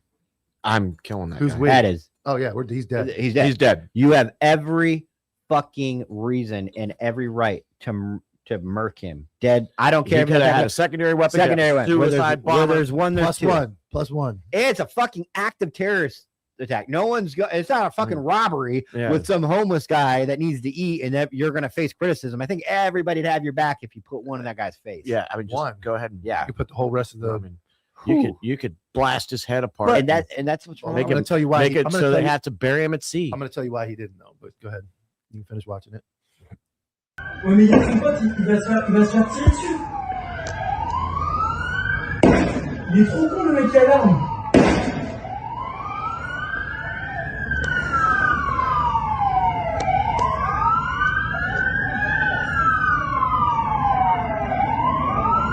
Spin it down. Spin it down. Le mec est hyper courageux. What are you going to do? Shit's out. Let's go rocks. All right, pause it. Rocks. So Don't bring rocks to a gunfight. this is not America, obviously, clearly, but not saying Americans would have done much better. But the guy takes the weapon, doesn't kill him, lays it against the tree because weapons are scary, and then they proceed to throw rocks at the guy. What the fuck are we trying to do here? Are we trying to just scare him a little bit, punish him with some rocks? I mean, You put down the most effective weapon, and you pick up rocks. I think that had that happened in Florida or Texas, that guy would have been ventilated by like 5 different people. Mhm. Yeah. I mean, it wouldn't have needed. First of all, You could get rid of that. All it does is show the second shooter up on the bridge. you wouldn't need to be going like, we need to go up to this guy unarmed and take his gun. There's so many people carrying Yeah. like, and Yeah. number 2, and Mike's going to talk about this, like the cops, there are cops right now that are just licking their lips ready to blow your fucking But brains out. let's go that to went- I the thought that was picture. going somewhere Go else. to the picture and look at the cops in Cops Australia. are and how- looking to lick their Here is- lips. here's the blow. They're like, this is, it's like, I can feel You guys it. all missed the joke I was making. I heard it. I just Well, go one of the right comments, he didn't want to get shot by the first responders. That's not going to happen. Go ahead and put this picture up. Here are your first responders. They're standing with their hands up. What? Do they have guns? Yes, they do have guns. What the fuck? There's one hiding behind a car on the right, and the left is 2 females that have their hands up, and they're not engaging the suspect. Why? Hands up, don't shoot. Because it's Australia. Because it's Australia, and just like what's happening in America, the narrative has already been pushed that guns are bad. So nobody wants to fuck around with a gun, including the police, because they're not ready for this. They believe because we said guns are illegal, that guns are never going to be introduced into a situation. Well, here where guns are introduced, the cops are not mentally prepared, just like pursuits that Jimmy Yep. talks about. These cops are not prepared to shoot anybody. And it's happening here with the same. They got the gun inverse issues. problem. I that tell we everybody, got. here's the You can thing. take the picture down. You Lewis. can't even Mike can't even drive the importance of this home hard enough. If people want to live like sheep, fuck them. It's not on me. If someone starts shooting up the Chipotle I'm ordering in, I'm gonna make sure I get my bowl. I'm out. Y'all want to fucking sit here and elect people and make a fucking culture where cops put their fucking hands up and you're not out in the streets fucking overthrowing the. Yeah. I don't know. I've never thought this before. guys, They should not have a The precinct. tea should already have been in the harbor. All of Australians' Well- precincts should be burned down for this. Well, play the video. This is this morning. Go ahead and play that video.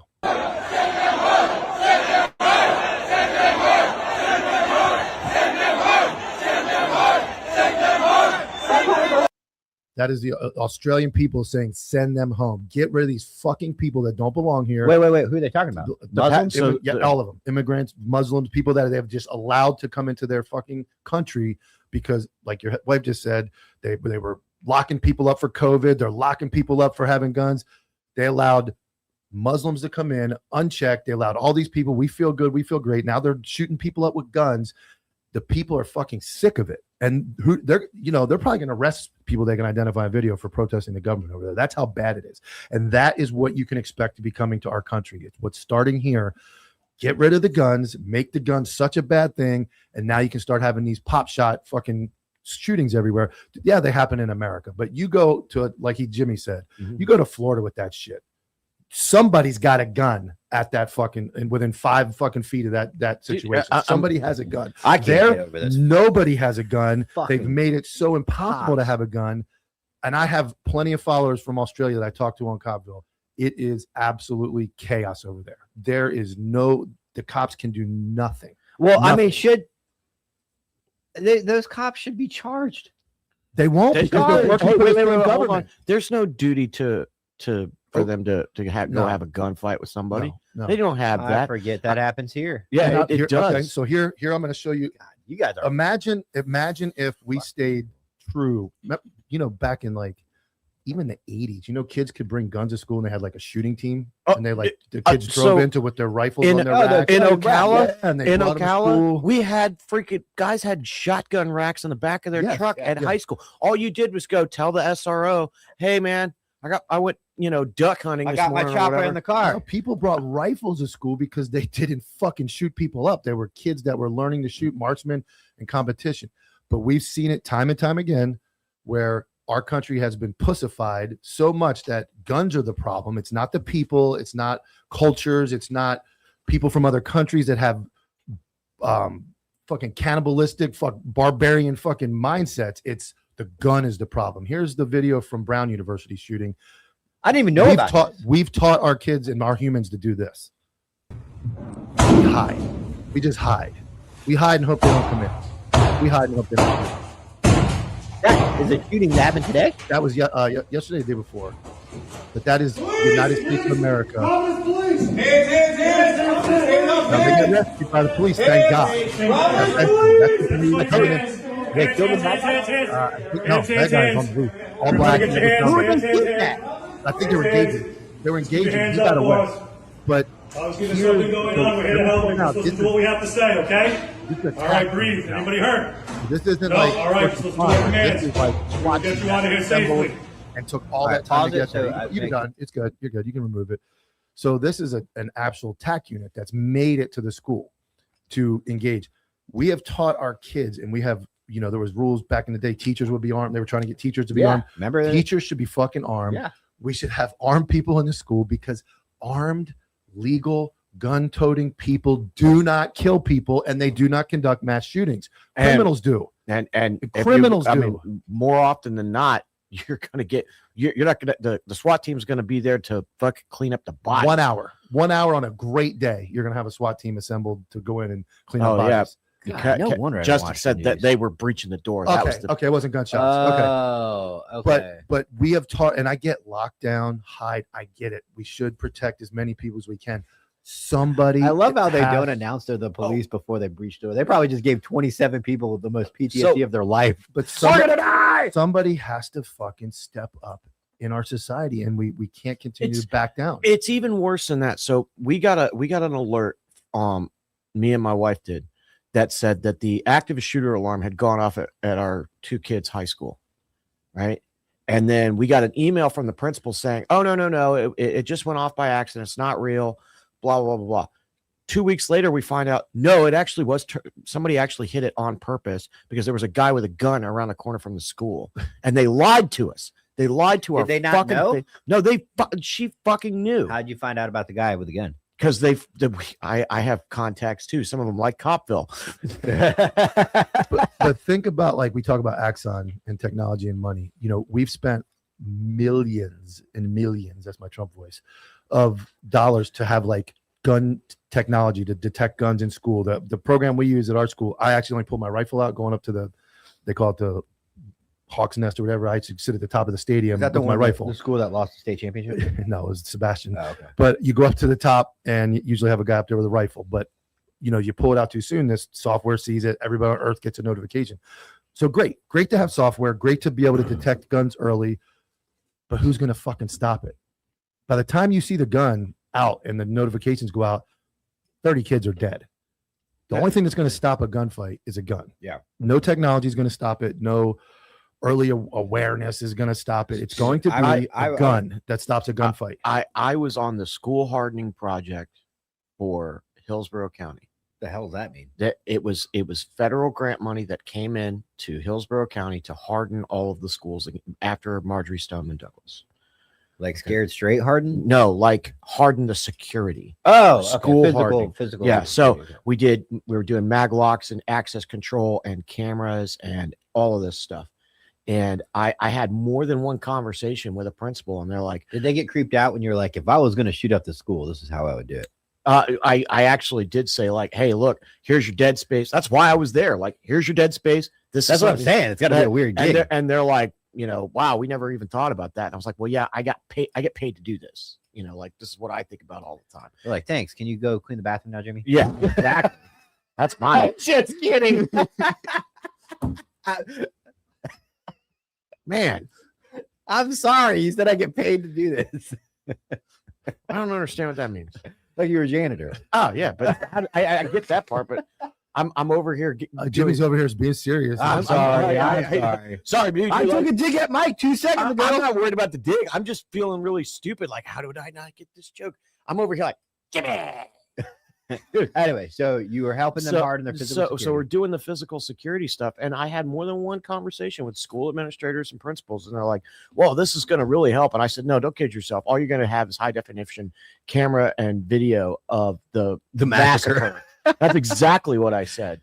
And you want it in 4K off? I need to ask that question too. Yeah, I mean, and we had software in there that could detect a gun, detect the sound of gunfire, swivel cameras. But they make these things now that are like literal pieces of fucking hard plastic that you can put on doors. Like they're just not able to be opened with these things. Like they make all these things now.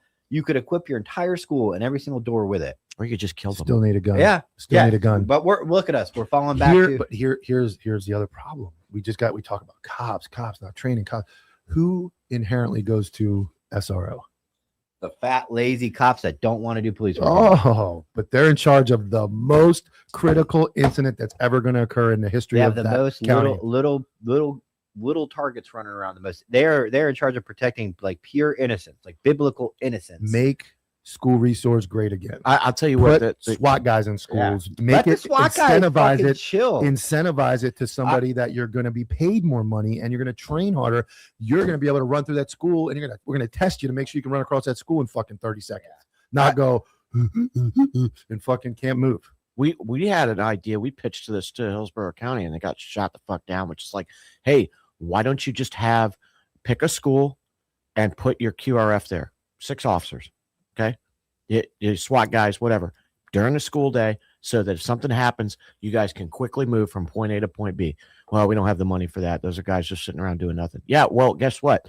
A QRF is a good thing to have if something bad does. So I walked in to work SRO overtime at a school, and the first thing I noticed I walked in the SRO's office, they give you his keys, where his rifle plates for his vest were sitting on top of the thing because he didn't want to wear them because they're too heavy. So ceramic rifle plates that we all wear were on top of the locker. He was collecting like, dust. I'm not wearing those. Like, that's the mindset of most school resources. We had another guy get caught sleeping. They posted him on fucking social media. And then he got caught with his vest on the desk and his gun belt, his vest with all his equipment and his taser sitting on a table. I don't know what he was doing, but he wasn't there. But the person who reported it got fired by the school board. But by the way, The security I guard, remember you telling me the about school- that. yeah, the security guard that reported it got fired for reporting Yep. the flaws. That's crazy. dude, the SRO over at Seminole High School in Pinellas County, he's a great guy.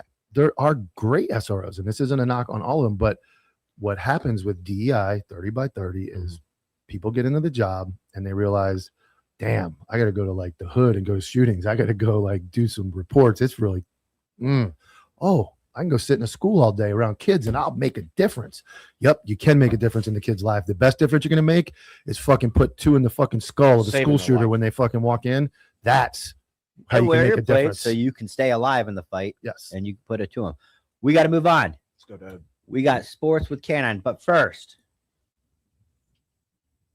the high school state championship in Florida that we talked about. Oh, okay. The cool part about this is that it was Lake Mary, where we are right now. My son plays for their Pop Warner Pipeline versus Vero Beach, where Mike is. That's the craziest thing in the world. Guess when I found out this game? Yeah, was? he's such a fan that I told him as a game was happening. So let's not forget that. Bring K9 in for that. You can bring K9 in. Bring K9 in. Yo, Where's what's the up, Jesus hat, OGs? dude? Where's the Jesus hat? Jesus hat, you want it? Yeah, man, dude, this hat is so like this thing is so awesome. Like I want this hat. So With yeah, the I called Versace Tyler. shades too. I called Tyler to let him know that, and I let him know that Lake Mary was playing Vero when Vero was up 21-3 in the game at one point. Wow. And boy. we Mush. will watch. So do you want to, Kana, why don't you give us a rundown of how that leading up to the final play, explain how moronic the last minute and a half of that game was from the Well, coaching staff. Canine, do you want us to play the video first, or do you want to talk about it and then us play the video? Well, the video is Roll only the the Hail video. Mary. You wanna Roll the it? All right, video. roll the ending of the All game. right, so Get me there's two- passionate. Roll it. There's two videos. It should be football 1 and football 2 or whatever, but there's 2, so play both. Good. This is the end of the game.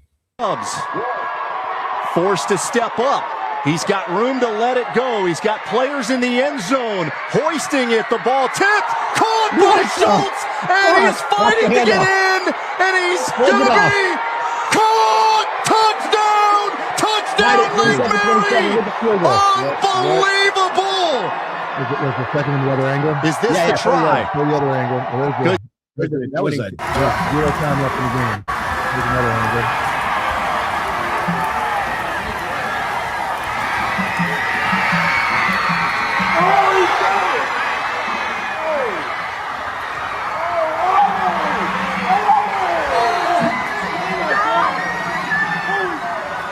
That is the crazy. You can stop it. That is one of the crazier things I've ever seen in football, and it happened to be my hometown in the state championship. And it went. It made it all. It was on actual Sports Center because of the meltdown and then the ending. Like I'll let him. Explain it. but no time left. Won by 1 point. Yes. That is insane. That's a good Yes. football. And they were losing by 8 with about 30 seconds or so left in the game. Dude, Yeah. Vero was by 8 with 30 seconds left in the game. can we just talk about how fly freaking K9 looks right now? He does look good. Yeah. Thanks, man. I just got a haircut, got some new Versace shades, a little Christmas present to myself. Happy birthday, Jesus. I love you.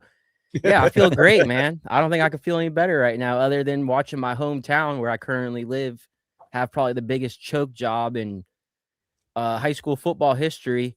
Word on the street is Lake Mary is now going to go by Hail Mary. So you might want to start calling Lake Mary Hail Mary. That's the word on the street. Look, God, what a good football team.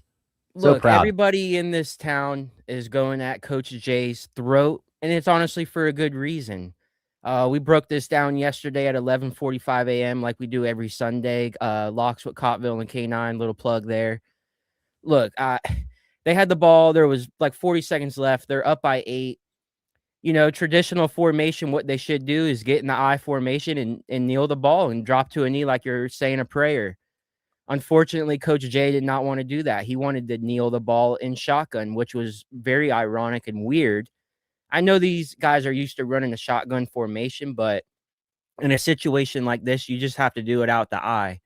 Now, so he was kneeling the ball in the shotgun formation. So as opposed to losing a yard or two, they were losing like 7-8 yards of play while they're doing this. So once again, this is very stupid to do.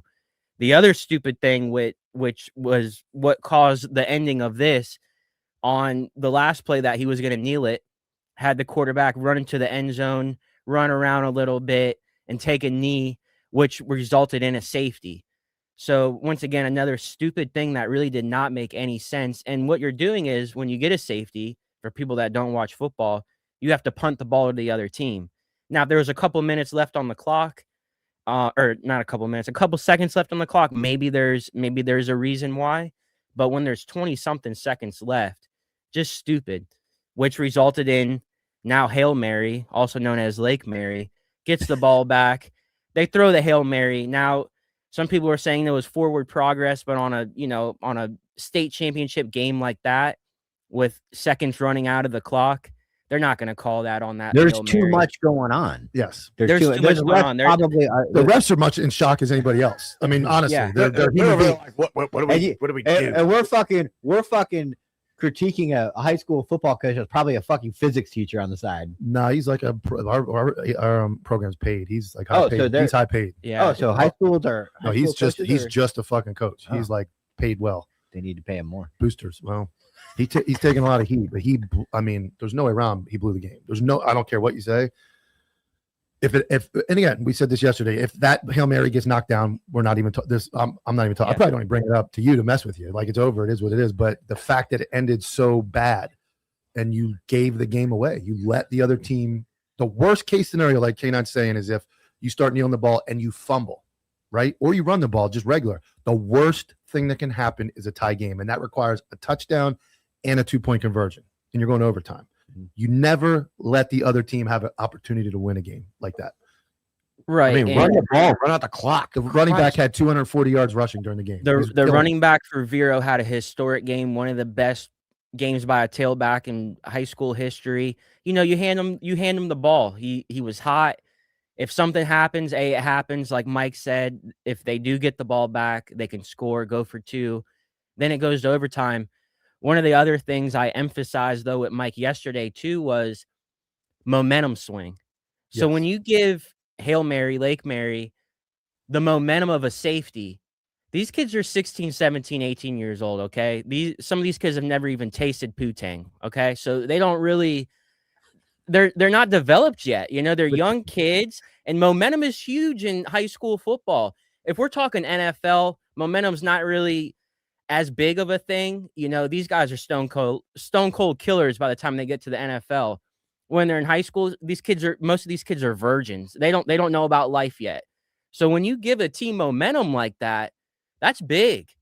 Even though it's just a safety, Lake Mary's like, hey, we just got a safety. We have a chance to go throw a Hail Mary, and you're giving all these guys momentum. And I think of the mental anguish that causes the Vero Beach kids, because Lake Mary was losing, and they're going to lose, and they're going to have to go, hey, we lost. No, but listen. We're losing the game. They were down 21-3. They were losing the whole game. So you go out and go, we didn't perform, right? The kids look at each other. The Vero kids now performed all game, and they were in position to win. It was taken from them by a coach. When those kids walk back on the bus, they can't go, we can just blame ourselves because we didn't play well. They fucking played very well, and boneheaded coaching decisions leads to that. And again, undeveloped 16, 17-year-old kid goes, man, I get back on this bus. I did everything right. And this moron lost us the game. I think that just hits different than if I went out and shit the bed. I fumbled 3 times. Somebody's got to lose, Mike. They do. But the coach shouldn't be the reason that they lose. And the coach was the reason they lost. I mean, I would rather have the coach be the reason than Jimmy's the fucking out. refs. The refs is bad, but man, the coach was just. Or how about that Hail Mary, baby? Yeah, it was tough, man. I mean, that is Tough. that's a heartbreaker. But you know what? None of those kids are going to forget that. Everybody learned a lesson from that. The game ain't over till it's over. Yeah, Lake Mary's the best. What happened on Sunday? How'd your locks go? I actually hit probably one of the biggest ones of the year with a parlay I had. Yeah, you did. I said that the Chargers were going to go into Kansas City and win.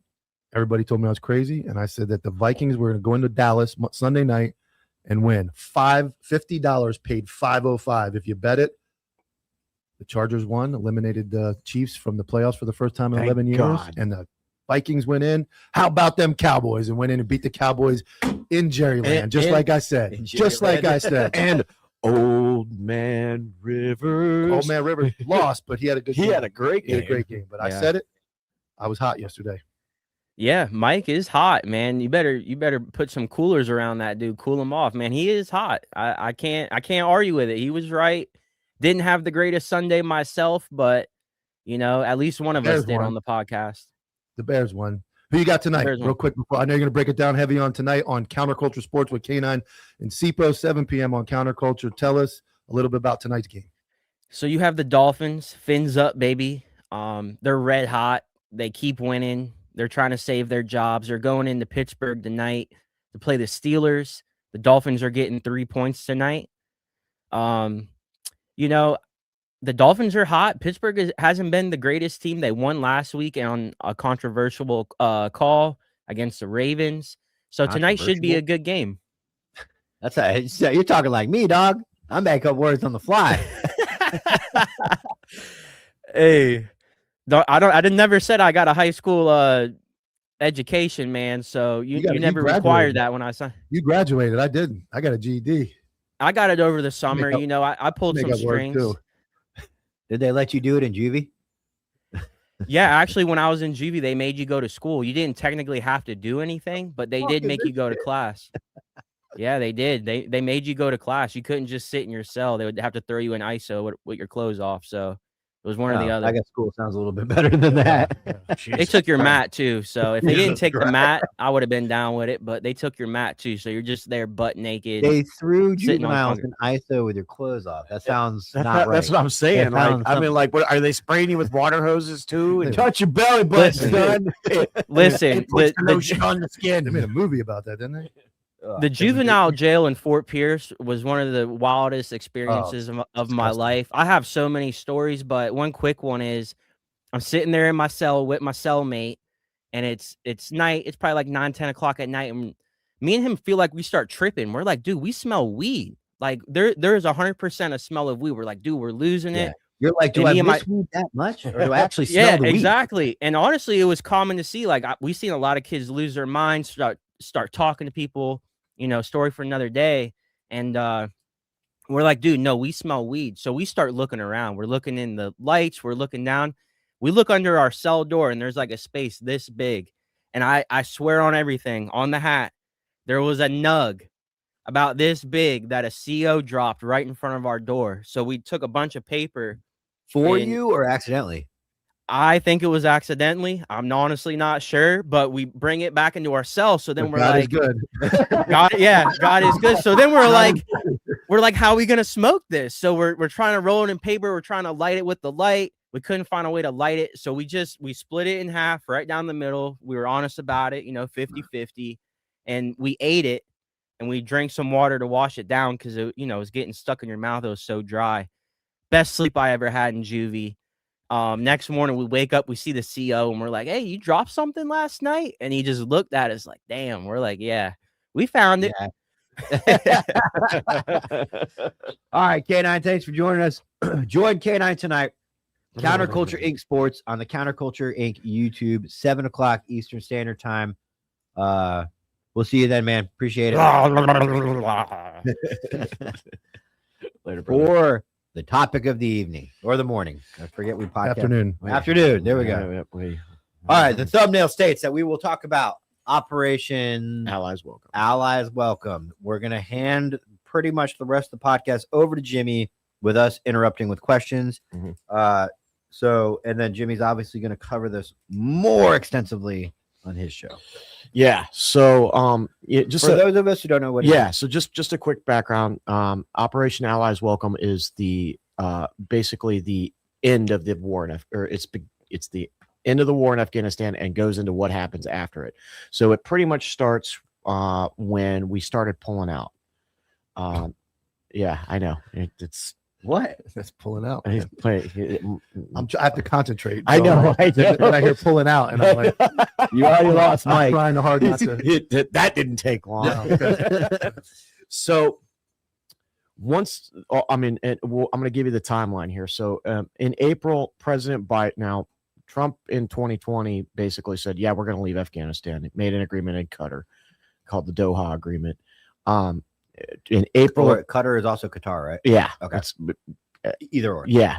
So once that happened, President Biden gets elected. It's time to tell everybody, hey, April, we're pulling everybody out of Afghanistan, and basically moved the timeline to the right.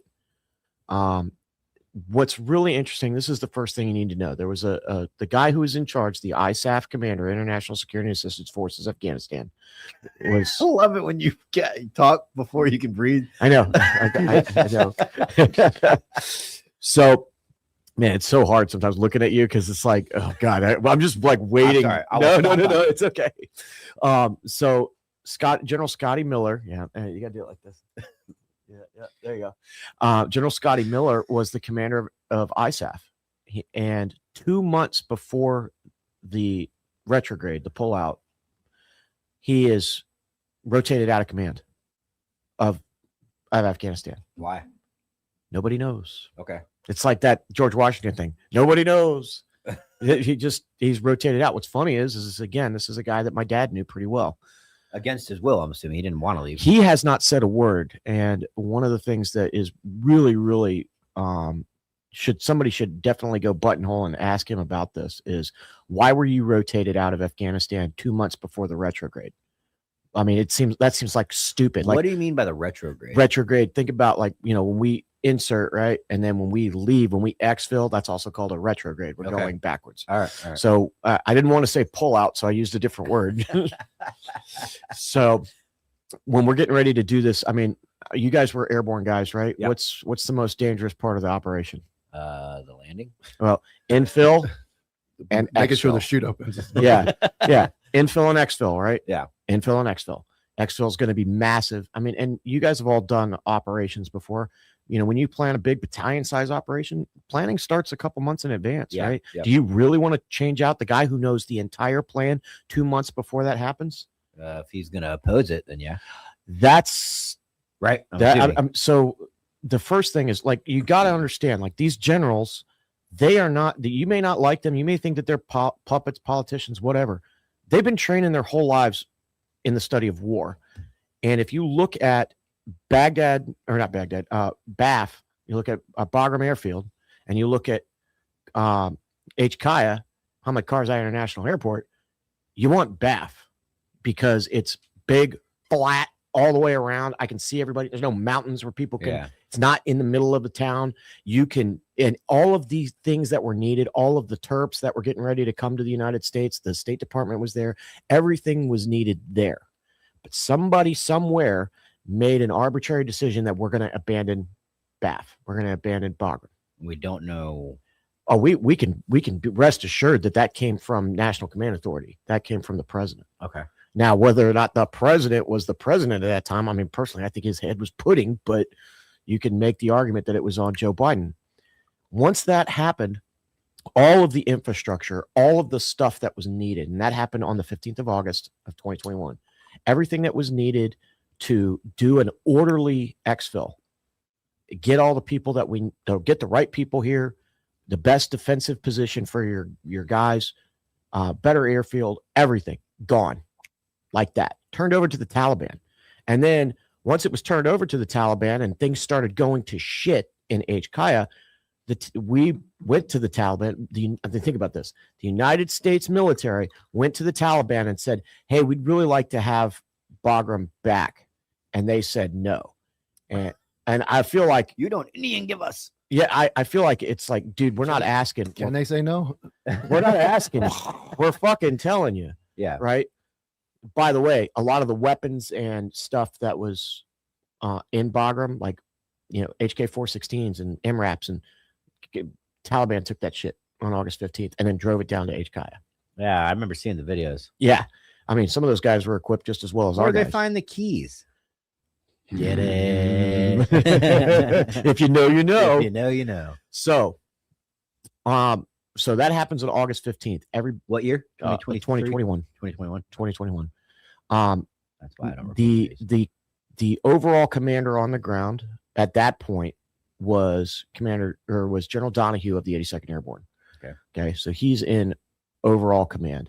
And now it's becoming a shit show. Everybody that was up in Bath that now is trying to transfer through with the State Department, do it the right way. They now have to scramble to come try to get to HKIA. Everybody knows this is it. These are the last planes out. Has there been a more crazy exfil since Vietnam? No. In fact, we had a lot of really good non-combatant evacuations all the way through from Operation Frequent Wind. That was Vietnam, which you could say was pretty successful, even though it was nuts.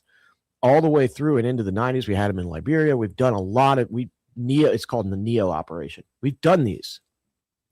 Now, once this all happened on August 26th is when the Abbey Gate attack happened, right? So now that's the explosion. That's what killed all the guys, and and I mean I have the numbers here just so that we're all clear, because it's worth saying the names. Okay, so there were 13 service members that were killed, 11 Marines, 1 sailor, 1 soldier. Okay, and I mean, you know, at least mention that part, right? There were 24 other Purple Hearts that were handed out.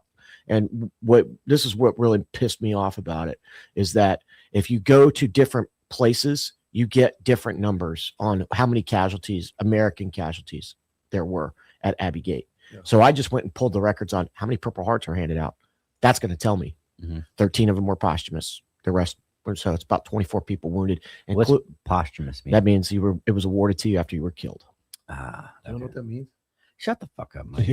Christ, dude. Fuck. So, you know, I mean, it once that happens, now everything is in flux. We got to go. We got to go. We got to go. So do you guys, well, not you, but this is going to go right up. I didn't mean it that way, but I feel bad. I was here protecting the homeland. You were. I didn't go down range. Do you remember putting people in bats and hides? You know, doing the biometric stuff, like here, hold still, let me put this up to your face. Okay. All of that stuff, probably the most important thing we ever did for the United States was all of those fucking people that we put in bats and hides. It was a massively big deal. So, and I mean, feel free to interject with questions at any time. At some point when Abbey Gate happened, the timetable got compressed and it became, we got to get the fuck out of here now, because of the attack. Like they realized we weren't going to be able to like survive a couple more of those. Yeah, it was very much one of those situations. Can you describe the scene during the Abbey Gate? Is that what's called? Yeah, like if you could 10,000 feet up, look at what was going on. Like, how many breaches were there? Where was the main breaching coming from? I've talked to 4 different people that were on the ground. One of them was a friend of mine. And, you know, I asked specifically about certain things. So when the attack, so it basically, you had, you know, the chicanes where people would come in, right? So you got this big, long line of people. You've got thousands of people that the State Department and others are turning away, are getting handed over to the Taliban, walking around the corner, and you're hearing them, you know, getting executed right there, or women are getting raped. Like one woman jumped into the sea wire and tried to cut her own throat before going out. Really happened? Yes, that really happened. Baby tossing really happened? It did happen. Okay, because people were saying that baby tossing. No, Tim Kennedy said that, and I think they were anti-Tim, so they were saying no. There was a lot of bad stuff. All right, so to clarify, so people listening have made that we're going in a lot of technicalities and stuff. So to give more of an emotional, elicit emotional reaction, women were tossing allegedly. Yeah, but this is probably true. I mean, I 3 different people that were on the ground have said they that. Thought 3 of the 4 that I talked to. Women were tossing their babies, trying to get them to Allied forces. No. It's not that. It's they were trying to kill them because they didn't want to go out the gate. They were trying to kill their own babies. Yeah. Wow, that's way darker than what I was. Yeah, it's dude, as bad as you think it is, it's fucking worse. What do you mean? The Taliban were going to take the babies, right? Yeah, and they were they thinking the Taliban was going to kill the babies or turn them into Taliban? I don't know what they were thinking. I mean, I can't imagine. I mean, I have kids. I don't know what would make you want to kill your child, but they were absolutely ready to kill themselves. I mean, the only thing that I can equate it to is when we went into Okinawa during World War II, and the Okinawans were throwing themselves off cliffs and killing because they heard that United States soldiers and Marines were going to rape them and torture them and do all this stuff. Yeah, but that's not babies. They were doing it to babies too. Really? Oh yeah, they were smashing their heads on. That happened in Okinawa. Dude, what the fuck? Yeah, Okinawa was bad, dude. That's the only, like, the stories that I heard. from guys that were there. It was like, and You're talking about Afghanistan now? in Afghanistan, the Yeah, stories that'll that fuck you up for life, man. You being a 24-year-old kid in But- Afghanistan, and then you're seeing fucking mothers But- kill their babies in front of you. and worse than that is that the Taliban are out there right next to our service members. The guys that were Unknowingly? knowingly. We knew they were Taliban, and we stationed them at the same checkpoint as U.S. Marines and soldiers. Guys from the 82nd Airborne were standing directly next to Taliban. Were we guys. transitioning over to them? Like, No, they were there to help with crowd control. So those soldiers knew that they were standing next to Taliban. That's correct. And it's like, dude, just fucking get me home type thing. Like, I don't care anymore. No. I mean, like there were guys who had been, like, hey, this is my third deployment to Afghanistan. I've been shooting at these fuckers, and some of them killed my friends, and now I got to stand next to this guy. And you're telling me, as the president of the United States or the general, that I gotta work with this fucking dude who probably tried to kill me 9 months ago? Sounds very Joe Biden-ish. That This whole happened. thing fucking stinks, dog. It only gets worse from here. It only gets worse. So in this throng of people, there's literally thousands of people trying to come through. The Taliban are there looking at eyeballing people as they're coming in, knowing exactly when we walk them back out, they're going to take them right around the corner and fucking kill them or rape them or torture them. God only knows what. And Marines are standing up in the tower watching these people disappear and then hearing gunfire from behind a building where they couldn't see. That's verified. That is verified. That What did the people think was going to happen? They thought they were going to be able to get on these planes. Yeah. They were told that, or they just assumed that. No, or- it was one of those things where it was kind of a first come first serve. How long did this chaos go on for? Was it days? So one day? So the chaos was going on from pretty much the 15th of August until the 30th of August. So 2 weeks of just straight maniacal fucking human behavior that Yeah. these service members were just So told to and forced when, to. when the artillery battalion from the 82nd Airborne that thought they were going to jump until they got to Qatar, and then were told, no, you're not going to jump, and we don't need the guns, you're going to be infantry. When they landed on the ground and got off the C-17, there were Afghans who had breached the wire to try and get on the airplanes. I mean, that's the big video that you see of these guys. I mean, like, so you got 82nd dudes coming off the bird, and it's like, who are we? Are we shooting these people? What are we doing? Yeah.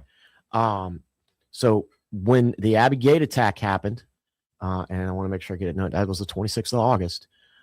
There were hundreds of people in front of this guy, and the snipers had good intel on they knew a suicide bomber was coming. They had good intel on what he was going to be wearing, what he looked like, who he was traveling with, everything. Snipers got PID on him. They passed it up to their S2, their intelligence, and somewhere up in the higher echelons, they were told, yeah, it's probably him, but don't shoot. Don't shoot. Don't shoot. And, Andrew Tyler Vargas. Or Tyler Andrew Vargas. It's one of those two. Vargas is his last name. He was a sniper up there. He lost his arm and his leg in this attack.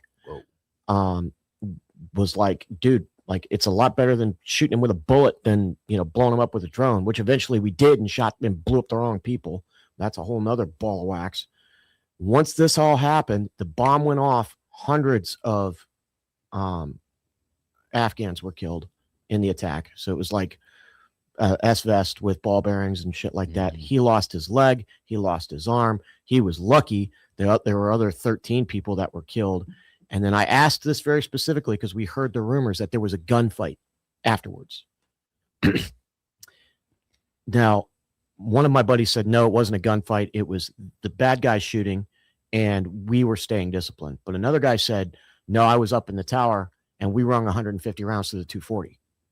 And I'm like, well, that sounds like a gunfight to me. At the Taliban. So there was one suicide bomber, and then there was other people. Once the suicide bomber went off, the Taliban, who had taken all of our vehicles, started firing. Okay. And the Did we American leave crew serve weapons on those vehicles, or did you not know? No, they had some of their own. Some of them had crew serves, but so the guy that I talked to said he was pretty sure it was a Dishka that opened fire on them. Okay. And they fired back with about 150 rounds from their 240, and then were told to cease fire. And guys were dumping mags out, and then they were like, hey, knock it off, and then they went out and got the wounded. That sounds like a gunfight to me. Yeah. So you can't tell me that you expended 150 rounds out of your belt fed and you didn't get into a gunfight. Would you? Were they trying to say there was no gunfight? The narrative. The General Milley and the president said there was no firefight at Abbey Gate, and some guy said I didn't see that, and other guys said no, we did some shooting. Okay. Bottom line is, the bomb went off and somebody fired. Yeah. So and everybody said that the Taliban fired. Well, so what do you got? They can lie on their after action report, so we'll never know the truth. So once that happened, and this is where it gets even worse. So the Abbey Gate attack happens. General Donahue goes outside the wire, 82nd Airborne Commander, outside the wire, no gun, no body armor, outside the wire, and goes and does a key leaders engagement with the Taliban. Now, why do you bring up that no gun, no body armor? It's sus. Yeah, it's. I mean, like, but he's wait a saying minute, he already knew that he wasn't. Gonna be hurt. I think it was one of those things that I saw many, many times. Like, hey, I'm going to show you that I trust you. I'm going to take off my body armor. Like, sorry, bro, you just killed a bunch of my soldiers. Fuck you. I'm not showing. So he still went out there to try to fucking instead of. Yeah. What would happen if a general? That's a general, right? Yeah, he was a general. If a general said, "Fuck this," and started engaging, and I mean, obviously he would lose his job. But is that a war crime to defy orders from battlefield? It's not a war crime, but I mean, it may be dereliction of duty or something. Like on the battlefield, making decisions when the president and all of his fucking little goonies up in DC are making calls for people in Afghanistan that are getting 19 and 20-year-olds killed. Yeah. I mean, and that's the sad part about it is these people up in these seats of power, just like Mike talks about all the time. You make decisions, and it's the fucking kids that are going to pay the price for it. So once that happened, now I've given you this is the chaos going on. They start running everybody. If you can get them on the bird, get them on the bird. Take these Afghans in. Who's they? The powers that be that are making a decision on who's getting on the bird, what the manifest is, how many people they're going to fit. There were several. I mean, I'm not going to go into detail. There were a lot of different locations that these people were flown to called lily pads, and there is where they were really processed. Like, who the fuck are these people? I'm going to get into detail about it later, but once they were at the lily pad, which is scattered around the Middle East and Europe, they were very quickly on another aircraft headed to the United States. And once they got to the United States, the Department of Defense couldn't touch them anymore. So even if we had this motherfucker right here, we have his DNA on what do you call it? The command detonator for an IED. We know this motherfucker killed Americans. We know he did. Once he got over American airspace, DOD can't touch him anymore. It becomes DHS. Okay.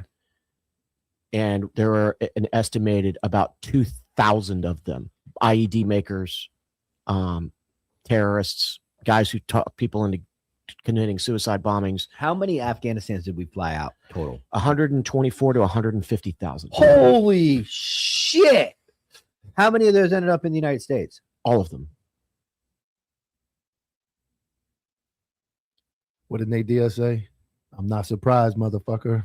Oh my goodness gracious! Yeah. So, and of that, I had no idea. Yeah, it's bad. So, unvetted, unknown, military age males. I'm going to give you all of the information later today about how that process went down. For your episode? Yeah. Oh, so they'll see it tomorrow morning. Yeah. So, but pay attention because it I mean, it goes pretty hard, right?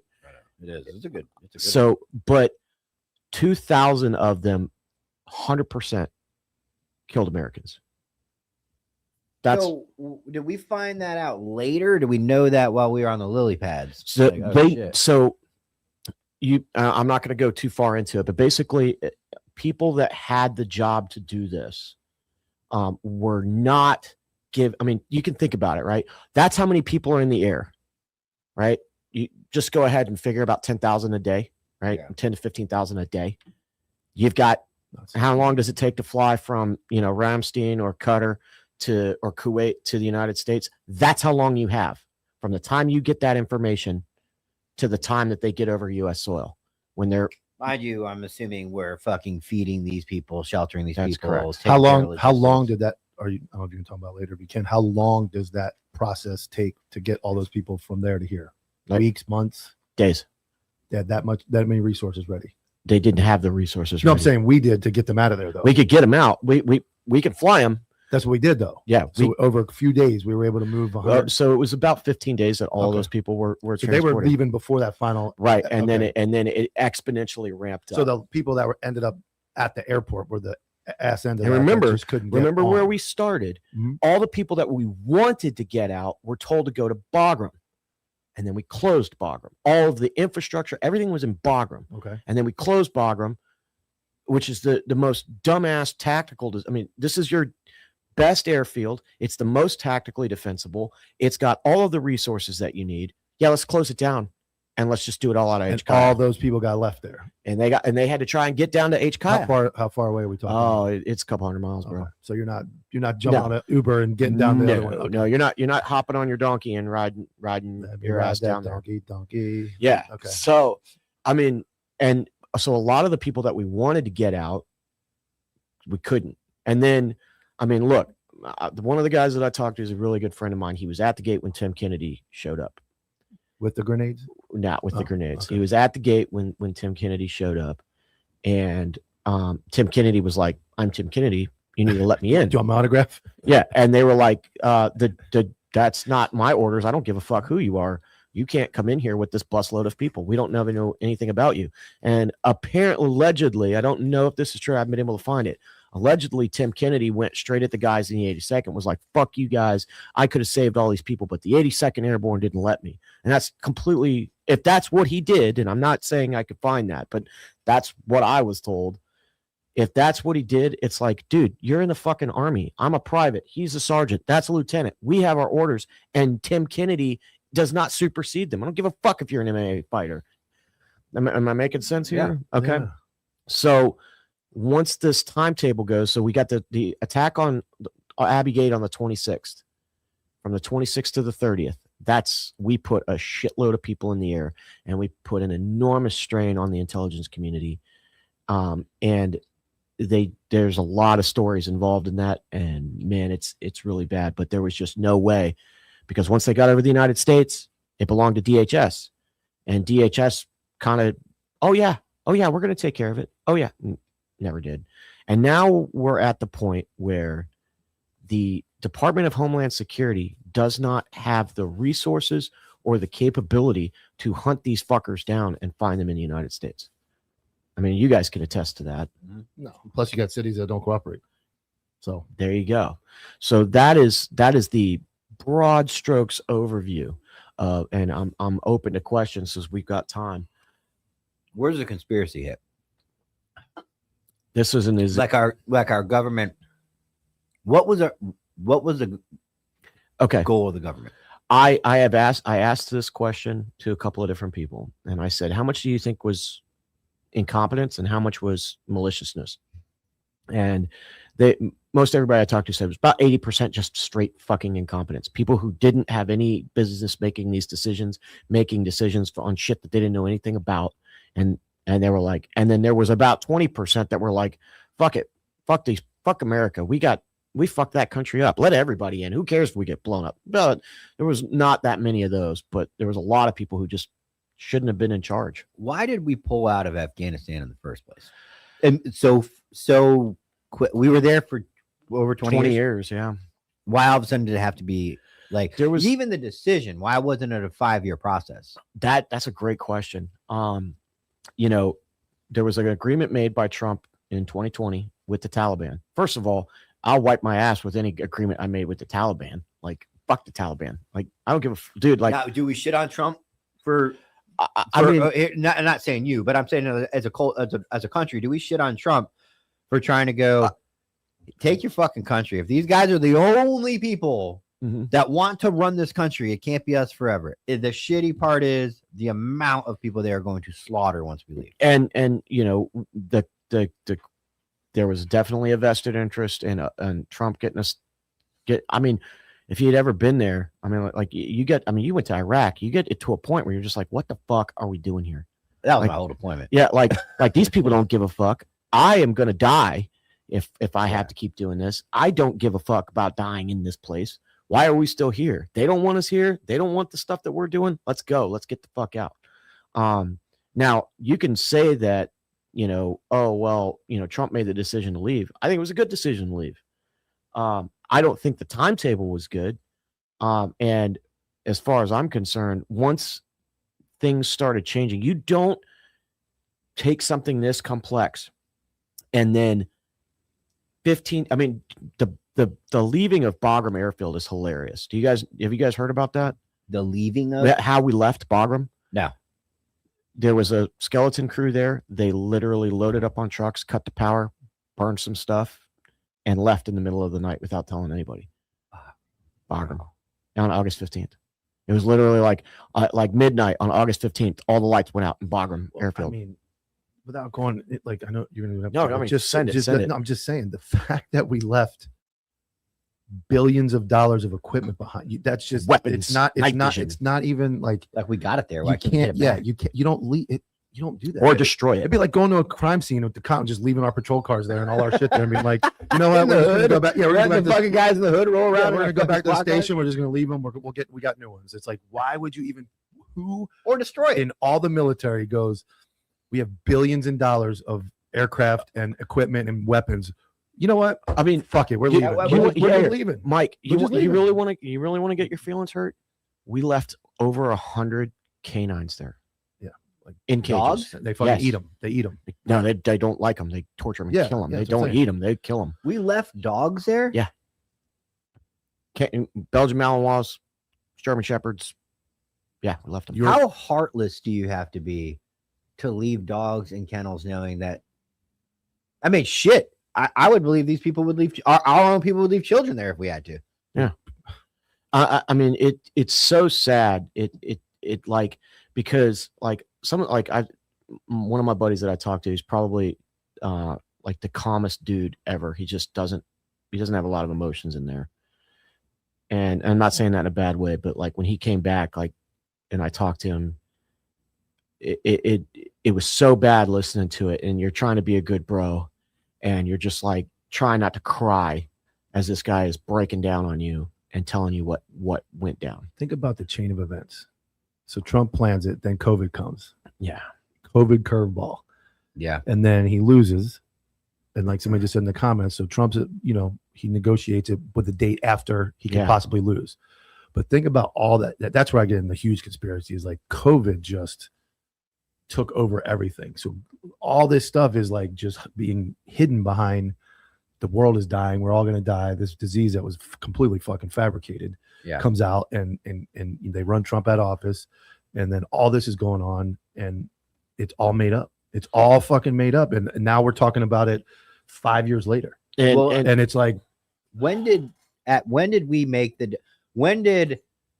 the DOD or the Pentagon make the decision that Afghanistan was unsavable and we were going to leave eventually one day under just shit? Like, was it like 2017? No, 2002 or 3. They should have figured that out. My best guess is the Korangal Valley was the big one. So in 2007, 2008, just the unachievable terrain. We had an entire platoon, 9 killed, 27 wounded, wiped out in one attack. What was that? The Bella ambush. What unit was that? 173rd. 173rd? Yeah. So chosen company. No, that was they were at Wanat.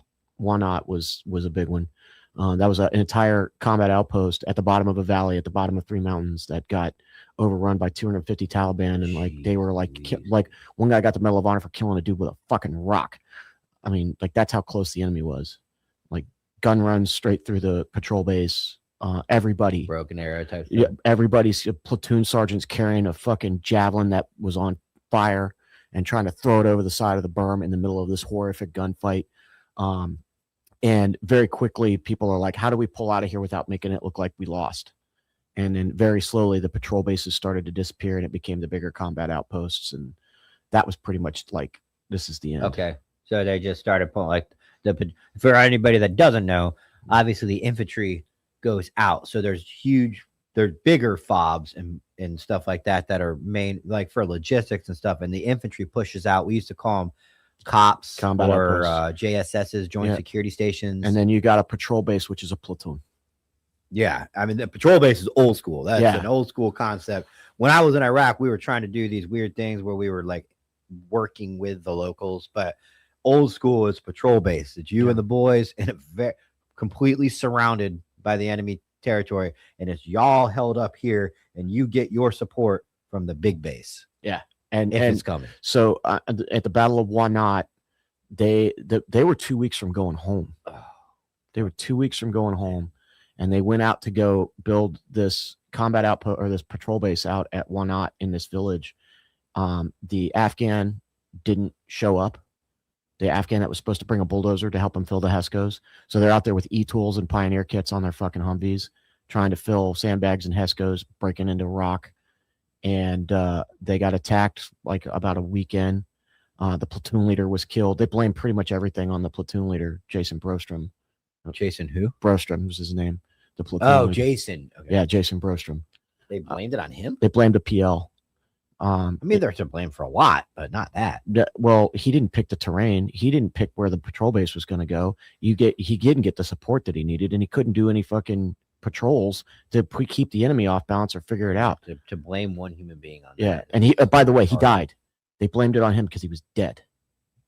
I don't put anything past our fucking government anymore. So you asked the question, when will we decide? It was between 2007 and 2009. This is Okay. when infantry platoons are in positions where we have everybody killed and wounded on a patrol base or in a combat outpost. Like the only way we can supply it is by air, and the helicopters get shot to pieces every time. What do we do? And so the decision was made in 2020. I mean, to our credit, we went 10 more years trying to do it. Uh-oh, you guys are both taking notes. This is not good. No, I mean, it's a lot of information, dude. I mean, I'm pretty ignorant to a lot of things. I'm really ignorant to politics. I've been out of the military for years. Yeah. It's crazy. Dude, the hardest part about all of this whole thing, like I told you, before the show, I was like, this is a tough weekend for me. Because what new information has came out today? The numbers on how many people we know for a fact have American blood on their hands. You talking about like the 2,000? Yeah. 2,000 motherfuckers walking around here that hate us more than anything. They hate us. They don't just hate us because they want to suppress us into serving them. They don't want to be above us in society. These people hate us and they want us to be dead. The FBI just uncovered today, they arrested 4 people that had planned a bombing on New Year's Eve in LA. Terrorists. That's good. And that flies right under the radar. Imagine where in the world would you be like, hey, 4 dudes are going to blow up LA, and it's like minor news. Here's like minor news. Nobody's even talking about it. Like 4 dudes were going to blow LA up on New Year's Eve. And they just found them and caught them, and it's like, oh, okay, on the sports. If you're listen, I know you and me, Mike, we get a lot of flack for hating cops. But if you're a fucking cop right now, I want you to listen to me. Listen to me very fucking carefully. So he just said, "Paint, Jimmy." Yeah. Listen to me. Thanks, Dylon. Listen to me very carefully. If you end up in a traffic stop or anything else, and you get a name of a person with a bunch of consonants in it, definitely a Middle Eastern name, and the birth date is 1/1/1980. Pretty good fucking chance that guy came over on Operation Allies. Why 1/1/1980? Because they didn't know their fucking birthdays, and that's just the number they gave them. So they did give them. Okay, so that's good to know for cops. Yes, that's what I'm saying. Like if you go up to a traffic stop and you go look at this guy, and it's like, this is definitely a fucking Arabic name, and you go look at that birthday and it says 1/1/1980. Pretty good idea. You're looking at the hair on the back of your neck should go up, and you should start looking around. Now, could that be one of the 100 and how many people to hunt? Could that have been one of the 200,000 people, or is that going to be one of the 2,000? That could be. It's one of the between 120 and 180,000 people that came over here, and in that group of fighting age males, about 2,000, roughly 2,000 of them are known bad guys. That's so. I mean, like, I don't know how you guys as cops would handle that.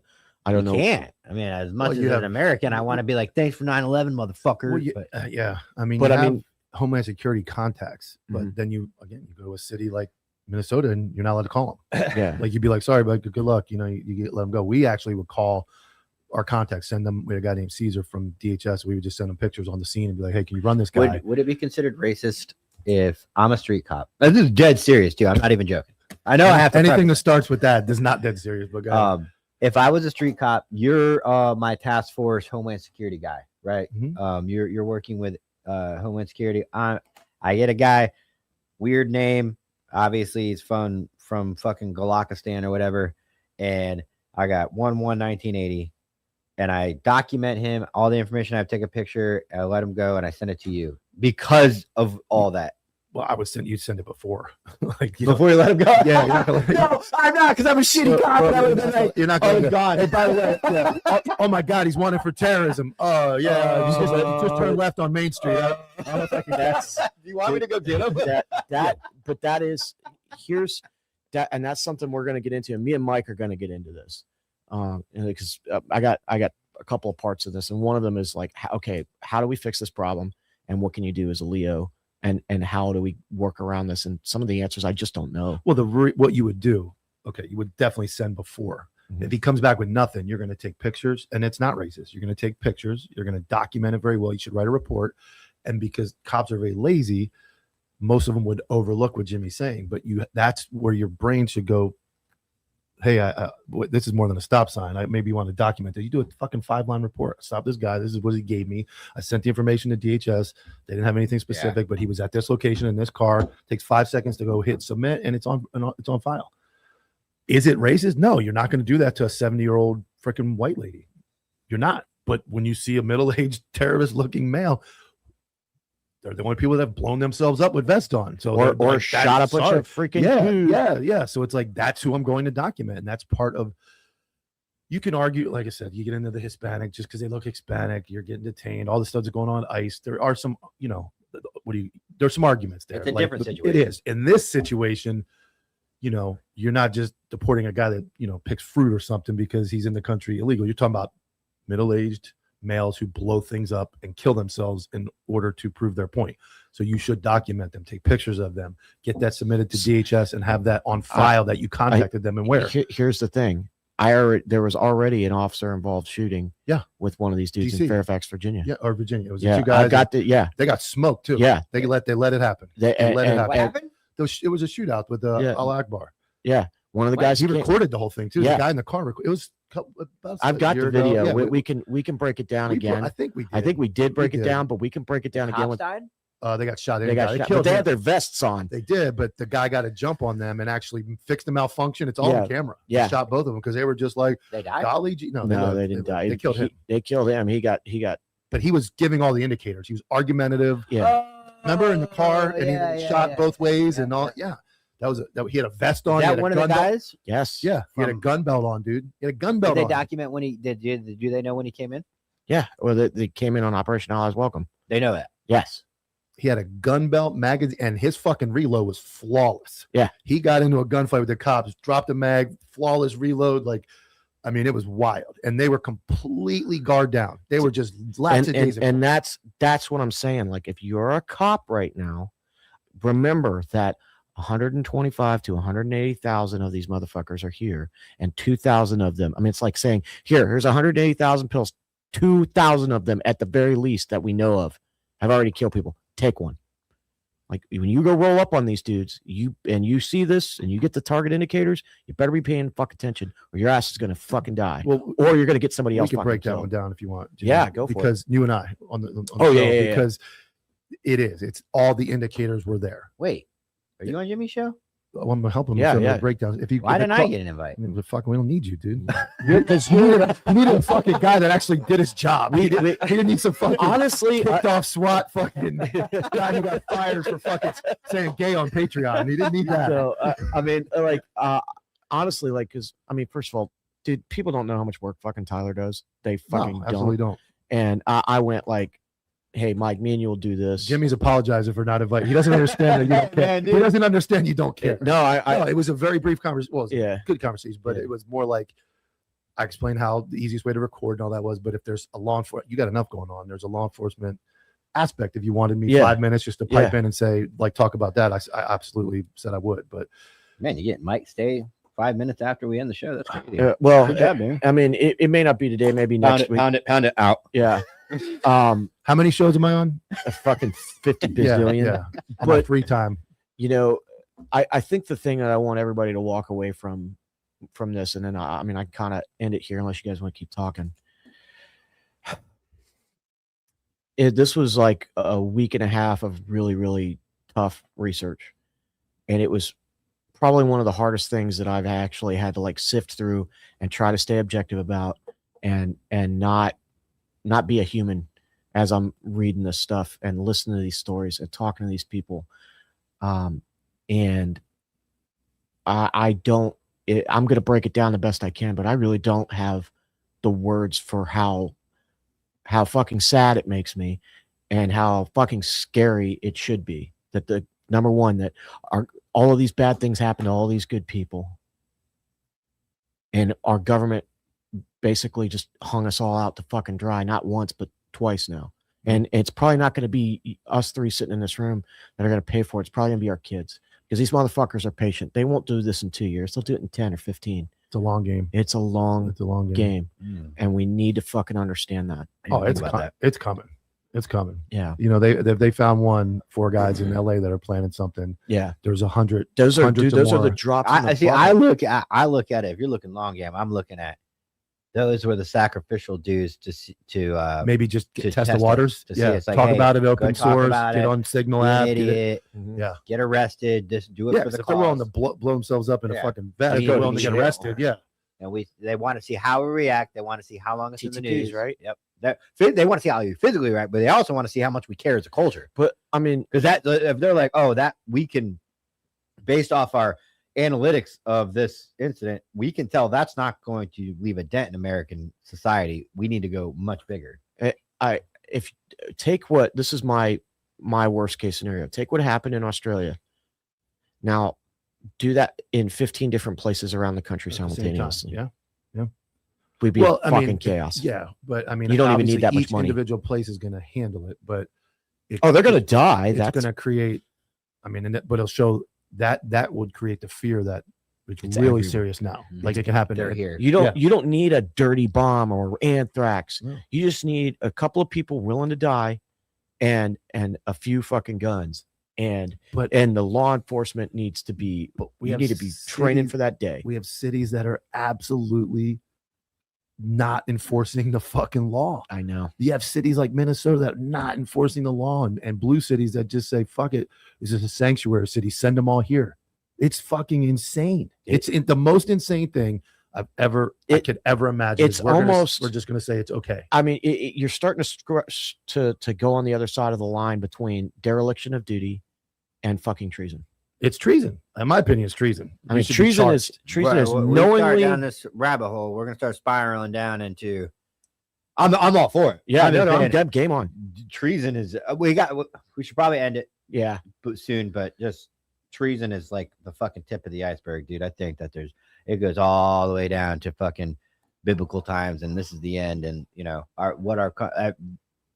people have made deals that we're never gonna come back from in this country. Correct. So, you know, I'm gonna talk about how I'm gonna talk about on the show. I'm gonna talk about the only way. There's only one way that we can fucking fix this problem with what happened with Operation Allies Welcome, and I'm gonna go in depth about how it fucking happened. Are you gonna get arrested by the FBI for causing a resurrection? No. Insurrection. A resurrection. I mean, last time I checked, there was a guy that got killed for causing a resurrection. So, I mean, I'd be in good company. But I mean, there is an outside chance that we could fix this problem. At least you just say erection. Yeah, Jesus. That's all we need. I mean, you know, hey, listen, I appreciate you guys staying as serious for as long as you can. Man, that is, I mean, it's serious stuff, and I think it's we talked last job. night. I think it's a great idea to dive into that. And I've always said you have the most knowledge and the best way of relaying it very serious, because that is a tedious task to dive into death and just failure and then talk about it. it's miserable. It's like talking about a homicide. You go talk about, man, I saw this, I saw that. You're talking about mass casualty, dogs, dead kids. Like you're gonna go out, and that's not an easy task to stay on topic and research that. It's a hard one to come from the show we just did, which is 75% fun. Yeah. And you had to shift it. All right. Hey, Jimmy, ruin the day for us. Yeah. And bad news. But here's the thing, man. Like we gotta have that conversation too. We can, and look, when we get done, I'm gonna smoke a cigarette and we're gonna make some jokes. And I've been dealing with hard stuff for all of my adult life. I've been carrying a gun since I was 17 years old. Like this is what I've dealt with. You've been doing it and you've been doing it. We're gonna fucking deal with it. But the average person that's in the chat is gonna watch this show. You need to not bury your head in the sand about this. You're right. Yeah. I carried a gun for 26 fucking years. Carried a gun all your adult life, dude. I had a break for college in between the Army and God. It's crazy. Yeah, I mean, it's crazy. You've been a professional gunfighter. I never looked at it like that. So, listen, guys. My mind can only be blown by Jimmy so much in one day. I got it. Just kidding. Yeah. I smoked a cigarette live on camera. It's in the trap house. Can we just put some broken doors behind it? We'll just stay live and give Jimmy the phone. Build you like a set like for a kid's show, but it's a broken trap house. It's like lamb chop. You remember lamb chop? Hey kid, this is Jimmy. And you got like fucking animals like. All right. Now we're going to talk to Mr. Potato about how this person got blown to pieces in a freaking circle. I thought Elmo left his bike here. You ever seen that meme? Have you seen that meme? No. Elmo was certain he left his bike here. You never seen that one? It got stolen. There was 2 people on a bench. And then Elmo walks up and says, Elmo was certain he left his bike here, but now it's gone. 2 people on a bench. All right, guys, we're gonna get out of here. Thank you so much for your time. That was a good show. Make sure you guys check out Jimmy's podcast. Pump it one more time. It's going to be the Shadowcast. We're going to be going. What time we dropping it tomorrow? What time? We're going to drop it 10 o'clock tomorrow. 10 o'clock? 10 o'clock. You pick. I don't know the analytics. We got to talk about the analytics. If it's on YouTube, you got to subscribe to Counterculture Inc. Go to Counterculture Inc.'s YouTube, or you can find Shadowcast on Spotify and Apple and all that fun stuff. Yep, absolutely. All right, guys, take it easy. See you Take it easy. Thursday.